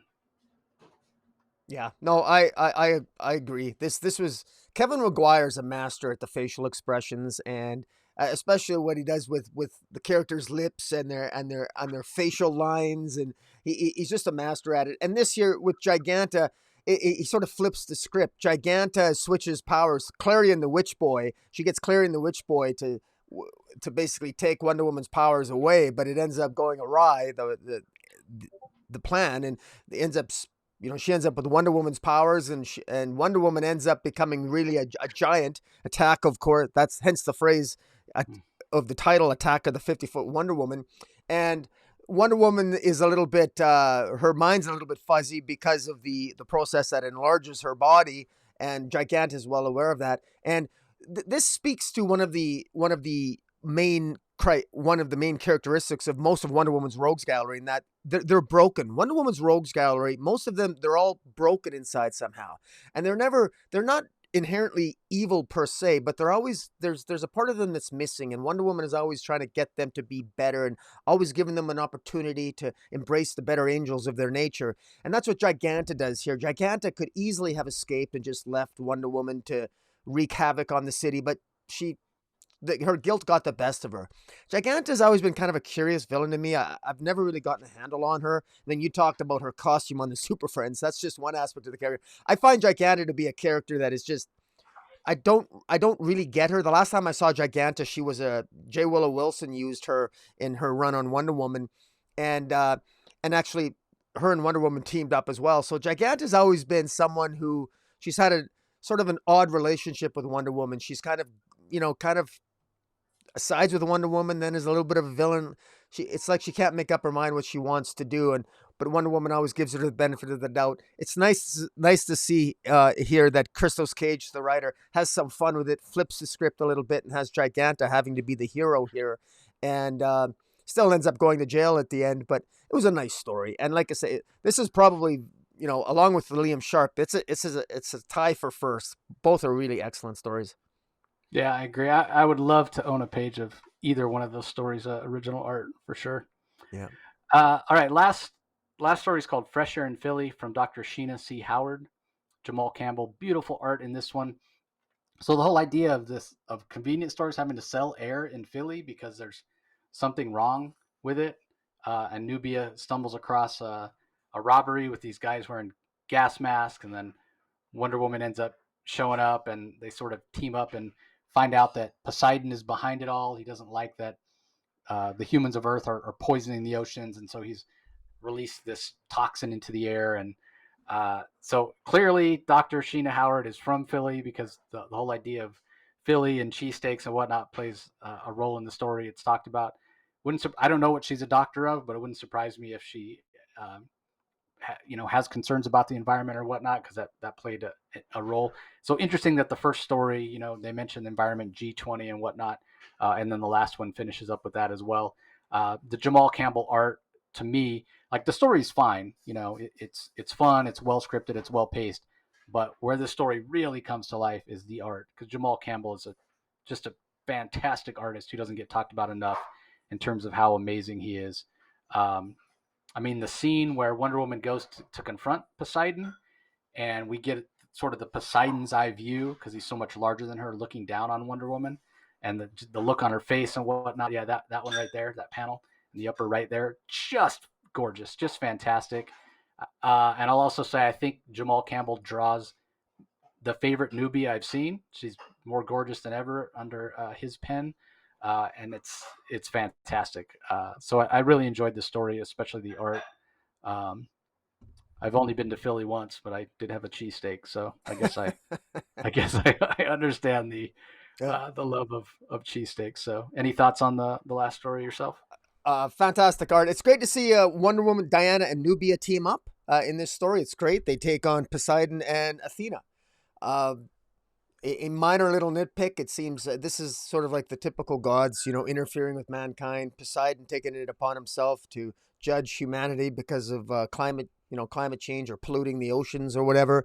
And Athena, it's interesting that Wonder Woman gets her wisdom. She has Athena gifted Wonder Woman some of her wisdom, and yet Athena and Poseidon are both against Wonder Woman and Nubia in this short story. Again, I find that kind of interesting. The gods are always a strange. I've always got the gods in Wonder Woman stories are always doing contradictory, convoluted things that I always have a difficult time reconciling with. On the one hand, they'll judge humanity, and then the other hand, they'll step back. And then on the other hand, you'll get stories like this where Nubia and Wonder Woman have to combine their efforts to put Poseidon and Athena in their place. And there's no punishment. Poseidon isn't punished. Athena's not punished. They're just sort of defeated and, as if, and, they're not even caged or jailed and everything else. But I digress. Jamal Campbell, wow, fantastic art, gorgeous art. You're 100% right. I don't even care about the story, even though I did nitpick it, like, because it's a Wonder Woman story. That's what I often do. But this is absolutely gorgeous. Like I said, this was very well done. The use of the yellow in this story was particularly well done.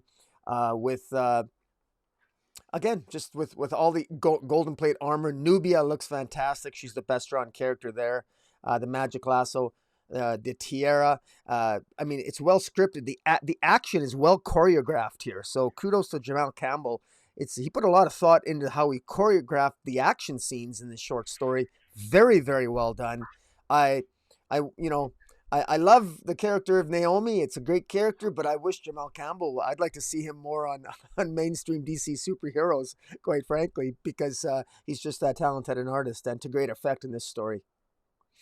Yeah, and let's not sell Dr. Sheena Howard short either. Great characterization of Nubia. Yes. A little less severe, a little less serious than we've seen Nubia in the past, and certainly in the pages of her own Nubia in the Amazon title, which is totally working for me. This is just a different take on Nubia. It feels like she's a little younger here, and I like it. It's a fresh take, so I'd be curious to see more of her work as well. All right, let's move on to Flash number 776 from writer Jeremy Adams, penciled by Fernando Passarin, inked by Matt Ryan.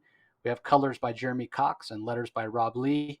A very, very meta, I can't stress how meta it is, issue. But I know you've been digging on the Jeremy Adams Flash, so I'm curious if this sort of meta in your face idea of the story worked for you or not, Rocky. It actually did work for me. It did work for me. It's interesting. DC has been there's a theme in the current DC comic books right now. The first theme has to do with the Lazarus pits, the Lazarus resin, Lazarus pills, etc., etc. And the other theme has to do, a lot of the writers here are having fun breaking the fourth wall. We got Ambush Bug over in the pages of Suicide Squad.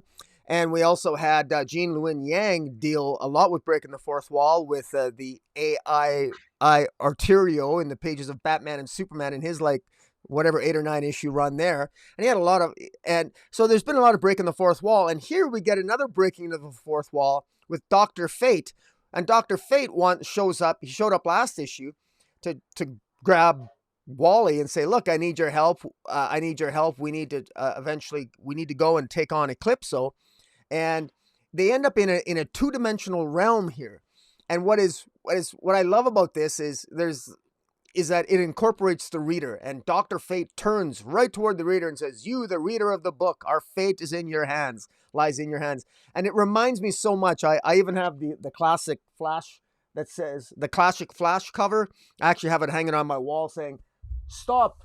Please buy this book. My life depends on it," or something. You know, that those classic. It just sort of reminds me of that. It's sort of pulling the reader right into the story.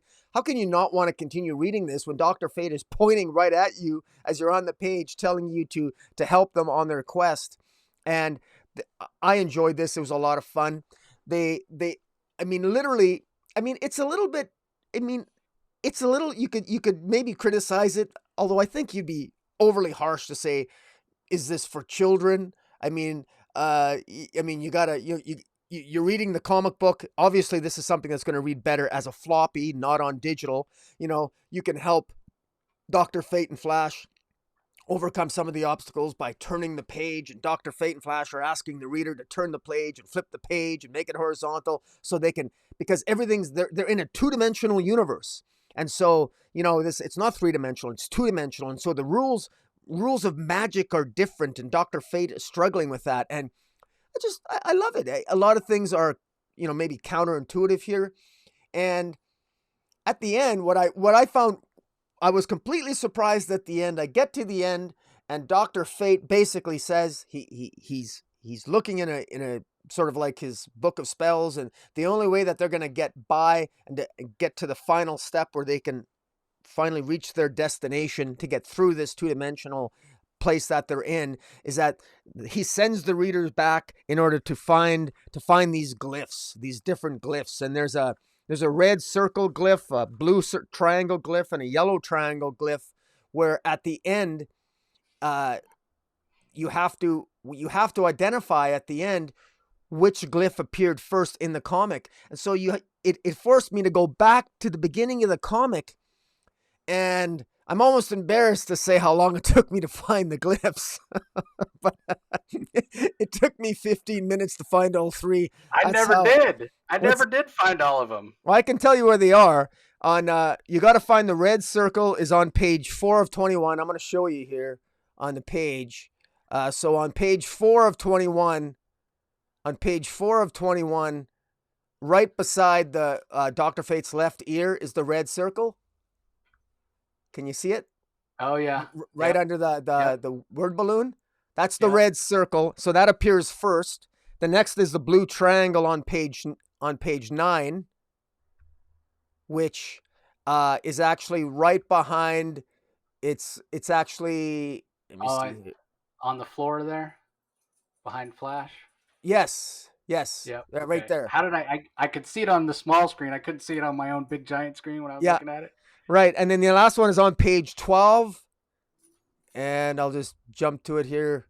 Page 12, it's right behind them, under all the people. Oh yeah, how did I miss that? It's the yellow triangle. It blended in with his cape. Jeez, man. Yeah, so therefore, when you get to the end, in order to help Dr. Fate and Flash overcome the final obstacle, you've got to push the red circle first, the blue triangle, followed by the yellow triangle, and then boom, magic light appears, and then you end up being in Gemworld, because that's where they needed to go, is Gemworld. And then Amethyst of Gemworld is there, Princess of Gemworld, along with the Justice League Dark. I'm loving this, man. I'm having so much fun. Jeremy Adams, man, I love his imagination. He's having fun. I love this title because I'm getting this. There's nothing better than, not only am I enjoying the stories, but I'm getting the sense that the writer, Jeremy Adams, is enjoying writing these stories. And penciled by Fernando Passarin, does a fantastic job. The detail in all these pages and the imagination that went into them, and again, hiding the glyphs, which took me at least 15 minutes to find. And it's not like I timed myself. I just got embarrassed after a while. But in any event, I enjoyed it. But what do you think? Yeah, I mean, I agree. I thought it was a lot of fun.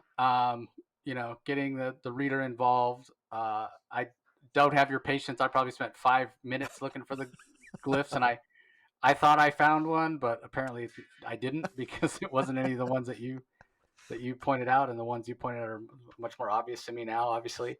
The art's fantastic. How this is going to play in with Gemworld and Eclipso.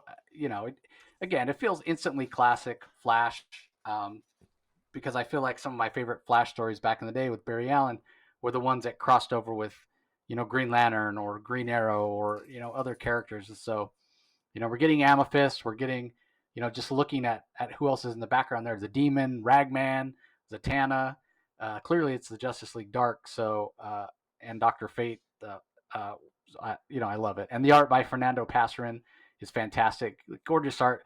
I love the fact that he's got Dr. Fate in what looks like Chuck Taylor tennis shoes. I love that. Yeah. It's just so different than what we usually see Dr. Fate. So yeah, I definitely enjoyed it, and I think the color work was fantastic as well. Because again, I say this all the time, when we have those bright colors that are a little more primary that we get from Jeremy Cox, it gives it more of a kind of that happy-go-lucky superhero feel, as opposed to darker colors that make it moody. So definitely working for me. All right, up next we have Deathstroke Inc. #3. Joshua Williamson is a writer, Howard Porter on art, Hi-Fi on colors, Steve Wands on letters.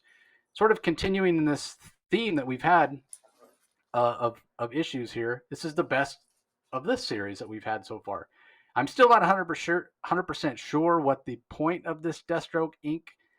Is. We have seen like a Deathstroke image that came out of the last solicits for books in February, where Deathstroke's sort of sitting on a throne. It felt very much Conan the Barbarian, King Conan to me. So I guess we'll see how that plays out. But yeah, Deathstroke basically goes into this fantasy world and kidnaps Cheetah because she's been recruited by this Queen of Fables person to become the ruler of this realm, and she feels like she finally finds a place where she belongs and she's beloved. But unbeknownst to her, all the actual subjects feel like it's worse off, that she's not actually a good ruler. No surprise there, as sort of self-involved as she is. But it's an interesting fight between the two, very action-packed. The kinetic feel of the Howard Porter art works for me in this story because it is a fantasy world that's very brightly colored. So I didn't mind kind of the looseness of his art. And the other thing I really enjoyed about it is we're starting to get some answers about who Trust is. And we get the appearance of a character that had only appeared in DC for like one story arc before Grant Morrison did what Grant Morrison does, go back and mine DC history, went back and pulled this character Libra, put them in the pages of Final Crisis, and like completely leveled them up and made them a very interesting and formidable foe. Sort of been left on the wayside since then, but apparently Joshua Williamson, who's very much a DCophile himself, looks like he's bringing Libra back as well. So love that we're getting some answers and some hints and some clues about who Trust is. Not surprised that Trust is going to turn out to be the Injustice Gang, which is sort of a classic DC villain concept. So yeah, I thought this was far and away the best issue of this series so far. Still not 100% what the point of Deathstroke Inc. is, but if the point is to bring back the Injustice Gang and have Deathstroke team up with Black Canary to try to take out the Injustice Gang, then I'm here for it. So, what did you think of this one, Rocky? I think it dragged on a little bit too much with Deathstroke being in the land with Queen of Fables, where Queen of Fables basically creates magical lands in books, and then you can take the page of whatever fantasy you want and then enter that realm. That's what Cheetah did. Deathstroke went after her, and there was a lot of Howard Porter. It definitely showed off his art here. So fans of Howard Porter, you're gonna love this. I'm not I actually found his art to be better than in previous issues here. So it's sort of slowly grown on me. I'm not a huge Howard Porter fan, but I have to admit, the colors here are really bright. Hi-Fi on the colors did a fantastic job. And Howard Porter, yeah, he's sort of winning me over. And Joshua Williamson, I got to give him full credit because there's some major revelations here that you sort of alluded to. But one of the things that we discovered in issue 1 was Juliet Ballantyne is the leader of Trust. And to be very clear here, it's Justin Ballantyne is actually the secret identity of Libra. So one has to wonder, is Juliet Ballantyne the new Libra, or is she the sister of the original Justin Ballantyne, who was Libra? Or is she like the wife? Or is she just, in the new Omniverse, is she the new Libra to begin with?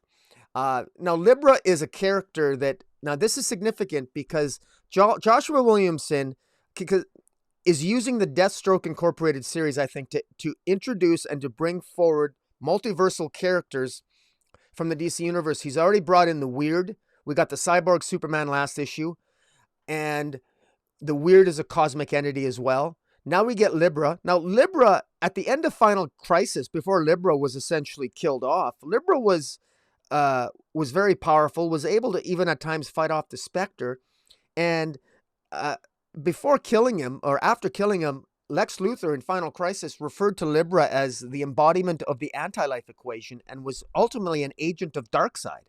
So Libra here, through Juliet Ballantyne, if she's Libra or if somebody else is, I mean, it shows Juliet Ballantyne opening up a giant closet with the costume of Libra there with the scales, because Libra is all about balance, the balance between good and evil.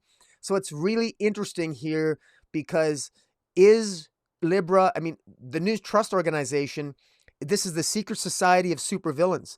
Libra is the character that killed Martian Manhunter leading up to the events of Final Crisis. And he's also someone that used to put the Justifier helmet on the Human Flame, whose wish was granted by him killing the Martian Manhunter. So Libra was given a lot of agency by Grant Morrison, but he's linked to the anti-life equation leading up to Final Crisis. We already know Joshua Williamson, who is writing Deathstroke Incorporated, is bringing in all these multiversal characters. He's writing Justice League Incarnate. We're leading into a big, epic, another crisis event for DC in the summer of 2022. This is, I think this Deathstroke Incorporated comic is something to keep an eye on. I like what Joshua Williamson is doing here. He's dealing with DC continuity. He's respecting it more than any other writer because he is sort of steer-handling the new crisis. And between Joshua Williamson, there's only one other writer at DC right now that I think is more beholden to the continuity than anything, and that's Jeremy Adams with what he's doing in The Flash, because he brought in Eclipso and perhaps to a lesser extent Robbie Thompson on Suicide Squad. But anyways, I'm having a lot of fun with this. I was more interested in the Libra revelation than anything else. This issue ends with Deathstroke holding a sword above Black Canary, but Black Canary now is warning Oracle, like you said, this is either the Secret Society of Supervillains or the Injustice Gang. They're both sort of similar incarnations of the same sort of group. And Sheeta warns Slade that, you don't know what you're getting into. And of course, she's alluding to the fact that, there's a lot more at stake here. Is she alluding to the fact that maybe Darkseid is in play? I don't know. We don't know yet, but I like, I'm as a continuity guy, I really love this. I like what Joshua Williamson's doing and how this is playing out. Yeah, I agree. And I always thought, like, the very first time I saw Libra, I just always assumed, based on the way the costume looked, that it was a woman. And it wasn't until we found out late, with Morrison, that it's this guy, Justin. So yeah, is his sister taken over? Juliet Ballantyne is the new Libra, or they've retconned that it was always a woman. Like, I don't know what's going on, but yeah, definitely interested in what's going on. So we'll see. All right, up next we have Harley Quinn number 9, Fear State Part 3. Again, this is the final tie-in issue for Harley Quinn, written by Stephanie Phillips, as we mentioned earlier. Riley Rossmo on the art, Yvonne Placencia does the colors, Darren Bennett on letters. So what'd you think of this wrap-up? Did it work for you, Rocky? Yeah, it did. It was a little bit I'm kind of glad it's being wrapped up, but I want to give some compliments to Stephanie Phillips here, because I think she had I think she had her work cut out for her here, because Harley Quinn played a pivotal role in many ways in Fear State with respect to at least trying to get to Poison Ivy. And what I think, in fairness to Stephanie Phillips, the one thing that I like how this ends for this particular issue is that Harley Quinn has her moment with Harley where she opens up and expresses her fears to Harley because Fear State, as a reminder to people, Fear State ended ultimately. The reason why Batman won was in large part because of the actions of Poison Ivy. Because Poison Ivy's been separated into two people. There's the I guess there's the poison, and then there's the ivy, and there's the poison part is the dark and brooding type that has sort of pushed Harley away, and then there's the innocent Ivy that still loves Harley, and Harley was afraid, and she expresses it to Ivy in this issue as they go and before Ivy is going to merge with Queen Ivy, her other darker half, and ultimately help win Fear State. There's some deep character moments here where Harley and Ivy have those moments at the end. Now there's um as far as the art, Riley Rossmo's art is very stylistic. There are people that will, are not fans of it, but I think that if you've been here, if you've made it this far to issue 9, I think the art's grown on me, and the saving grace has been Stephanie Phillips' writing. There is humor here. The stakes are in play. Not only that, we get Harley's sidekick Kevin has his own sort of interaction with Lockwood, one of the corrupt Arkham guards. He ends up saving Lockwood from the tower that's taken place at Arkham Tower that's on fire, and he saves Lockwood's life even though he has no reason to. And then Lockwood doesn't return the favor when he gets in trouble, and then a potential love interest for Kevin comes along. This Sam, she rescues Kevin. So Kevin gets his moment in the sun here, which is the character that's been that Stephanie Phillips introduced and has been building for a while. Meanwhile, we got Keepsake. This issue is called Keepsake Rising. Keepsake has created this new gang of villains called the Caucus of Corruption, and they've got to defeat them. This issue ends up with Poison Ivy and Harley Quinn ultimately meeting up with the Gardener and Catwoman, where they end up getting into the van and going off to do what they need to do to get Ivy to merge with Queen Ivy to merge with her other self, and ultimately defeat the forces of the Magistrate underneath the city of Gotham. And if I have one criticism here, and this almost isn't a criticism of Stephanie Phillips, it's the continuity here is a little wonky. I'm not sure if it quite fits neatly into Future State the way this is all sort of set up, but I'm going to cut her some slack on that, because Future State was a massive event, and I like the reference to Steve McQueen's movie The Bullet here. There's a car chase in this issue.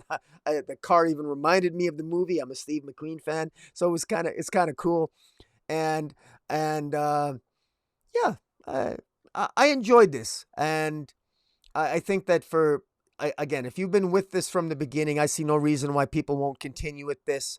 Keepsake is kind of a joke of a villain, but I like the way this ended, given Harley some gravitas, given Harley, and at the end here, Harley and Ivy have their moment, and yeah, what that's what you're expecting. What more can you ask for? And it's a long time coming. It's 9 issues in, but there's nothing more terrifying than falling in love, is what the final page says. And Ivy tells Harley that we will do it together. So it's about time. It's nice to see it finally happen. And I'm kind of glad Fear State's over, because now maybe Stephanie Phillips can maybe go off in her own different direction and not be tied down by that event. Yeah, I'm real curious to see what happens there. We know from the start, Stephanie Phillips came on the show. She told us that, fans of the Harley Ivy relationship would be happy when she finally got to it. But obviously, yeah, she couldn't get to it too soon, and it had everything to do with Fear State needing to play out first. But I mentioned earlier about how Stephanie. So I keep saying, well, Harley's not really my character, not really, this is going to be the last issue of Harley I read. Yet I come back and I read the next issue. And it has everything to do with Stephanie Phillips. And I've talked about this before. She's much more. She writes Harley much more in the way that I like Harley to be written, where she's not quite so zany and nonsensical. She still has that, that aspect of her, but it's much more about her intelligence and about her feelings, and she feels sort of relevant to me. I can relate to her. I can relate to the Stephanie Phillips version of Harley more so than any version I've ever read before in the regular DCU. There's been some other stuff, the Sean Murphy Bunting, or not Sean Gordon Murphy. Sean Murphy Bunting is a football player for Tampa Bay Buccaneers, which is my favorite team. But Yeah. no, Sean Gordon Murphy, sorry. Um, and they had his story that Katana Collins wrote, uh, the Harley story, where she was much less zany. And then obviously we had the incredible story that Cami Garcia wrote, the Joker and Harley Black Label book, that also had a much more serious Harley as a criminal profiler or whatnot. So Mm. to me, that's the Harley that speaks more to me. Obviously in the main DC, she's a little more zany, still a little bit more played for humor, but I don't know, maybe Stephanie Phillips and I just have the same sense of humor, because I chuckled out loud when that bullet uh, Mustang showed up. 1968 Mustang, like Steve McQueen. Yes, greatest single greatest car chase in cinematic history. Yeah, like it was fantastic. And then later, when the car gets flipped, that was heartbreaking to Yeah. see that. That was like the most devastating part of the issue.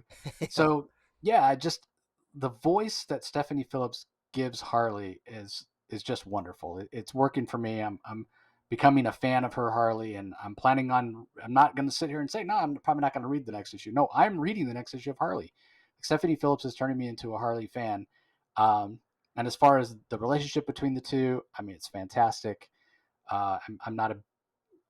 I wouldn't say that I'm a Harley and Ivy shipper, but they work together, and it felt impactful and it felt emotional. And I have to think that people who are a fan of that relationship must be pretty happy with it the way it turned out, because it felt romantic.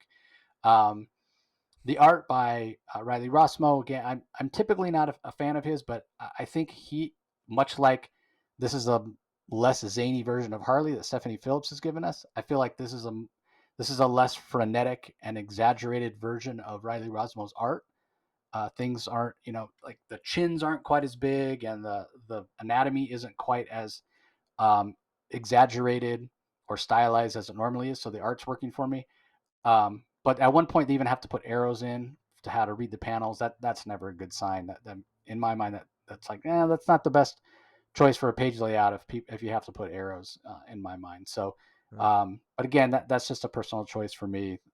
But I am starting to enjoy his art more and more, because I think he is sort of finding his footing. Like, how far do I push it into the stylized area of art and still have it work with the story that Stephanie wants to tell? So yeah, this, and again, like, great job by this whole entire creative team to make it still tie into Fear State, but take ownership over the story.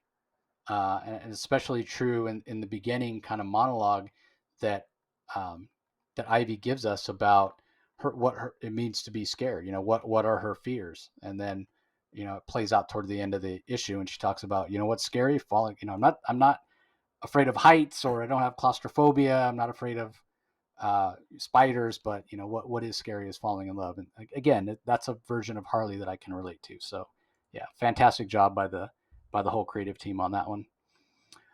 Yeah. Okay, up next, last book we're going to talk about is Robin #8. We finally have Robin versus Hawke for the last time, we're told. Joshua Williamson, the writer, Gleb Melnikov and Max Dunbar on art, Hi-Fi on colors, Troy Petrie on letters. First of all, I'll talk about the art. I didn't even realize that there were two artists on this, so that's how well these um, these artists did on kind of meshing their styles together. It works really, really well. As far as the story itself, we sort of learn what Damian's grandmother has been after all along.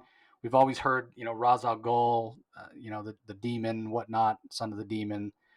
Turns out there's a demon that lives in these Lazarus pits. Maybe that's why Lazarus and Lazarus resin and Lazarus pills or whatever are playing such a big part. Maybe we're building up to some big sort of Lazarus demon event coming later next year. Who knows? As Rocky said, Williamson is definitely sort of the architect of the DC universe right now, between Infinite Frontier and what's going on with all this Lazarus stuff. So still an action-packed issue, although we got plenty of story and explanation. Um, and we see Connor Hawke actually defeat Damian and break his neck. kill him. Damian on Lazarus Island, of course, is resurrected. But then this demon pops up out of the pit and sticks his hand right through Connor's chest and kills him. So maybe not so great that Connor won the fight, because he's even talking when the demon finally shows up. He's like, "Okay, this is why the Shadow League brought me here in the first place, because I'm the best fighter and only I can stop the demon." And then boom, he's killed. Kind of like that scene out of Indiana Jones, right, where the guy shows up with the knife or sword, machete, whatever you want to call it. He's flipping it around, and Indiana Jones just pulls out his gun and shoots him. Very anticlimactic. And then supposedly we're going to find out that Damian's probably going to be the one to save the day. So it feels a little tropey. Like maybe Connor Hawke only lost because he was attacked from behind and surprised. Otherwise, he could have defeated this demon.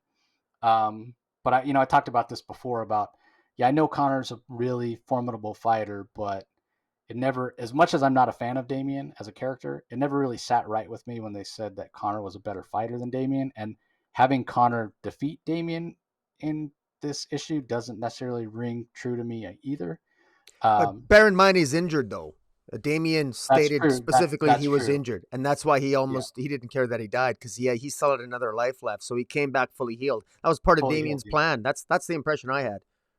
Yeah, and you very well might be right, because I know he does mention that. I know, but now I have the advantage of being fully healed. Blah blah blah. So, I guess we'll see how it all plays out. But at least this series has finally gotten to the place that you and I were always hoping that it was, which is some really cool fights, great art, and action. It's kind of bogged down there for 3 or 4 issues. So glad to see it's back where I kind of always expected it to be. And yeah, I thought it was a pretty good issue. I guess we'll see how it all plays out with Damian fighting this demon from the Lazarus pits next issue. Yeah, I enjoyed this. One of the criticisms I had, I think it was, I forget what issue it was it issue 4 or 5? I actually had some criticism of the choreography and the art by Gleb Melnikov. I thought maybe some of the fight sequences we were given short thrift and we weren't given a lot of detail. This issue more than makes up for that. This issue, there are multiple fight scenes, a long sequence between the battle between Damian and Hawke. It's fantastic. Very well done. Very well done. It made up for the criticisms I had in past issues on some of these fight scenes getting short thrift. This was a very good issue if you're into like the whole fighting sequences and everything. And we've all played that, who's a better fighter, Lady Shiva or Batman or Cassandra Cain or Hawke or Damian or Black Canary and Barbara Gordon, and you get in all these pissing matches. And of course, the answer is, I think it was Kurt Busiek who said that the answer is really simple. It depends on who's writing. That's who the better fighter is. I mean, and what I like about what Joshua Williamson does here is that he actually respects all the players here. So if you're somebody that think Hawke is the greatest fighter, well, Hawke did defeat Damian. If you think Damian's a better fighter, well, you have the excuse that Damian was injured.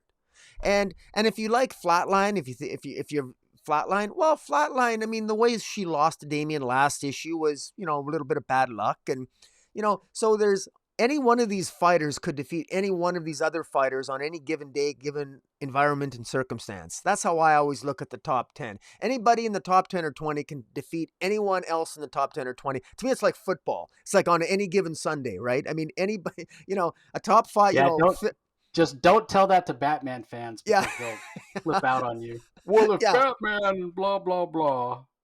Well, but I'd happily argue with that Batman fan, because but Batman is good. He's the best overall fighter. But in any event, I like the way that this played out. I also like the fact that this mother character, the whole goal here was to unite the League of Lazarus and the League of Shadows, to have them join forces and under the auspices of this demon that would rise and embody whoever person wins this tournament. This demon is going to possess the ultimate fighter. And so with Hawke winning, this demon would possess Hawke. Of course, that didn't happen. It looks like Hawke is maybe taken out. Hawke is not really dead, of course, because Hawke has I believe he's got 1 or 2 lives left even. I'm not really sure. But Damian now he ends up being resurrected at the end. He's in full power. And this is a lot of fun. This is, I've commented before that right now, I think Robin embodies in many ways where the DC Universe, the best parts of the DC Universe right now, arguably. And that's a high compliment to Joshua Williamson. And I don't mean to overplay that compliment because I have my criticisms of Williamson, but this comic is fun. It's adventurous. It takes all the, it takes certain liberties, but the best kind of liberties. It respects the reader, and it has hints at romance, of good character interaction, action packed, and it's got good fan service. And I don't know what the sales are, but I suspect the sales are probably higher than a lot of the other titles too. This, to me, this new group of teenage fighters between Hawke and Flatline and Respawn and all these characters, Black Swan and all the ones and that take place here, and Ravager. To me, this is this is what Teen Titans ought to be. This is another version of Titans United to me, but this is what Teen Titans Academy could be. But I want these guys to form a team. I love this. I would love a team book with these characters on it. I think it would be kick ass. I really think that they've struck potential gold here with this, not so much even with the idea, but these new characters. So, it's not just James Tynion that introduced a bunch of new characters. Williamson now has added all these, and to great effect. I think that there's a lot of potential for all these crazy characters. Even Respawn. I find myself actually cheering for Respawn. Even Respawn? Good God. I mean, he's the most cliche, pathetic character, and yet there's something oddly enticing about him. I don't know. Maybe that's me getting desperate for good characters in the DC Universe, but I'm enjoying the DC Universe overall, as you know, and this is a title that continues to just put a smile on my face, despite the fact that when it started off, I was cynical about it. Yeah, I sort of agree. I could see it continuing. And we do know there's a mystery about who Respawn is. It may turn out to, as I said, when we Yeah. talk about the last issue, maybe it's not somebody that's new and derivative after all. So I guess we'll have to wait and see. But that's going to do it for this episode, everybody. As far as other titles coming out this week from DC, we covered everything. There are a couple of collections. Batman by Scott Snyder and Greg Capullo has the Volume 2 hardcover coming out, if that's the way you like to collect, the Volume 2 Omnibus. And then the other collection that's out this week is the first volume of Robbie Thompson's Suicide Squad, Give Peace a Chance, which, talk about being surprised. I'm surprised. It felt so much like pandering when we found out Suicide Squad new version was going to be led by Peacemaker.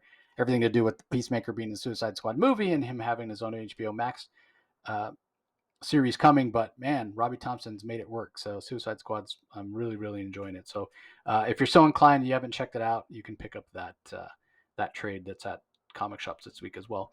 So as we're winding up here, just a reminder, everybody, if you're checking us out just on the audio only, be sure you go over to the YouTube channel, do a search for Comic Boom, Comic Space Boom, ! That's Rocky's channel. You can see our smiling faces and check out the art as we're talking about the books every Tuesday, DC Spotlight. Be sure you subscribe to the channel and ring that notification bell as well, so you know when Rocky puts out new content. And go ahead and like this video as well. Conversely, if you are checking us out on the YouTube channel and you've never subscribed to the Comic Source, we really would appreciate that. Just head over to your favorite podcast platform or podcast app on your smart device, do a search for the Comic Source and hit subscribe. For everybody in the United States, have a happy Thanksgiving, and we'll be back next week to talk about some more DC books. Anything else to add, Rocky? Just my pick of the week, I would give it with to Robin 8 by Sliver beating out DC v Vampires issue 2, but Robin number 8 was a lot of fun. Yeah, and I got to give my nod to Superman 78 number 4, because Christopher Reeve, as he said in his own words, through the pen of Robert Venditti, harm's way is what I do. So fantastic. Anyway, everybody, thanks again for watching or listening, and we'll talk to you next time. See you later.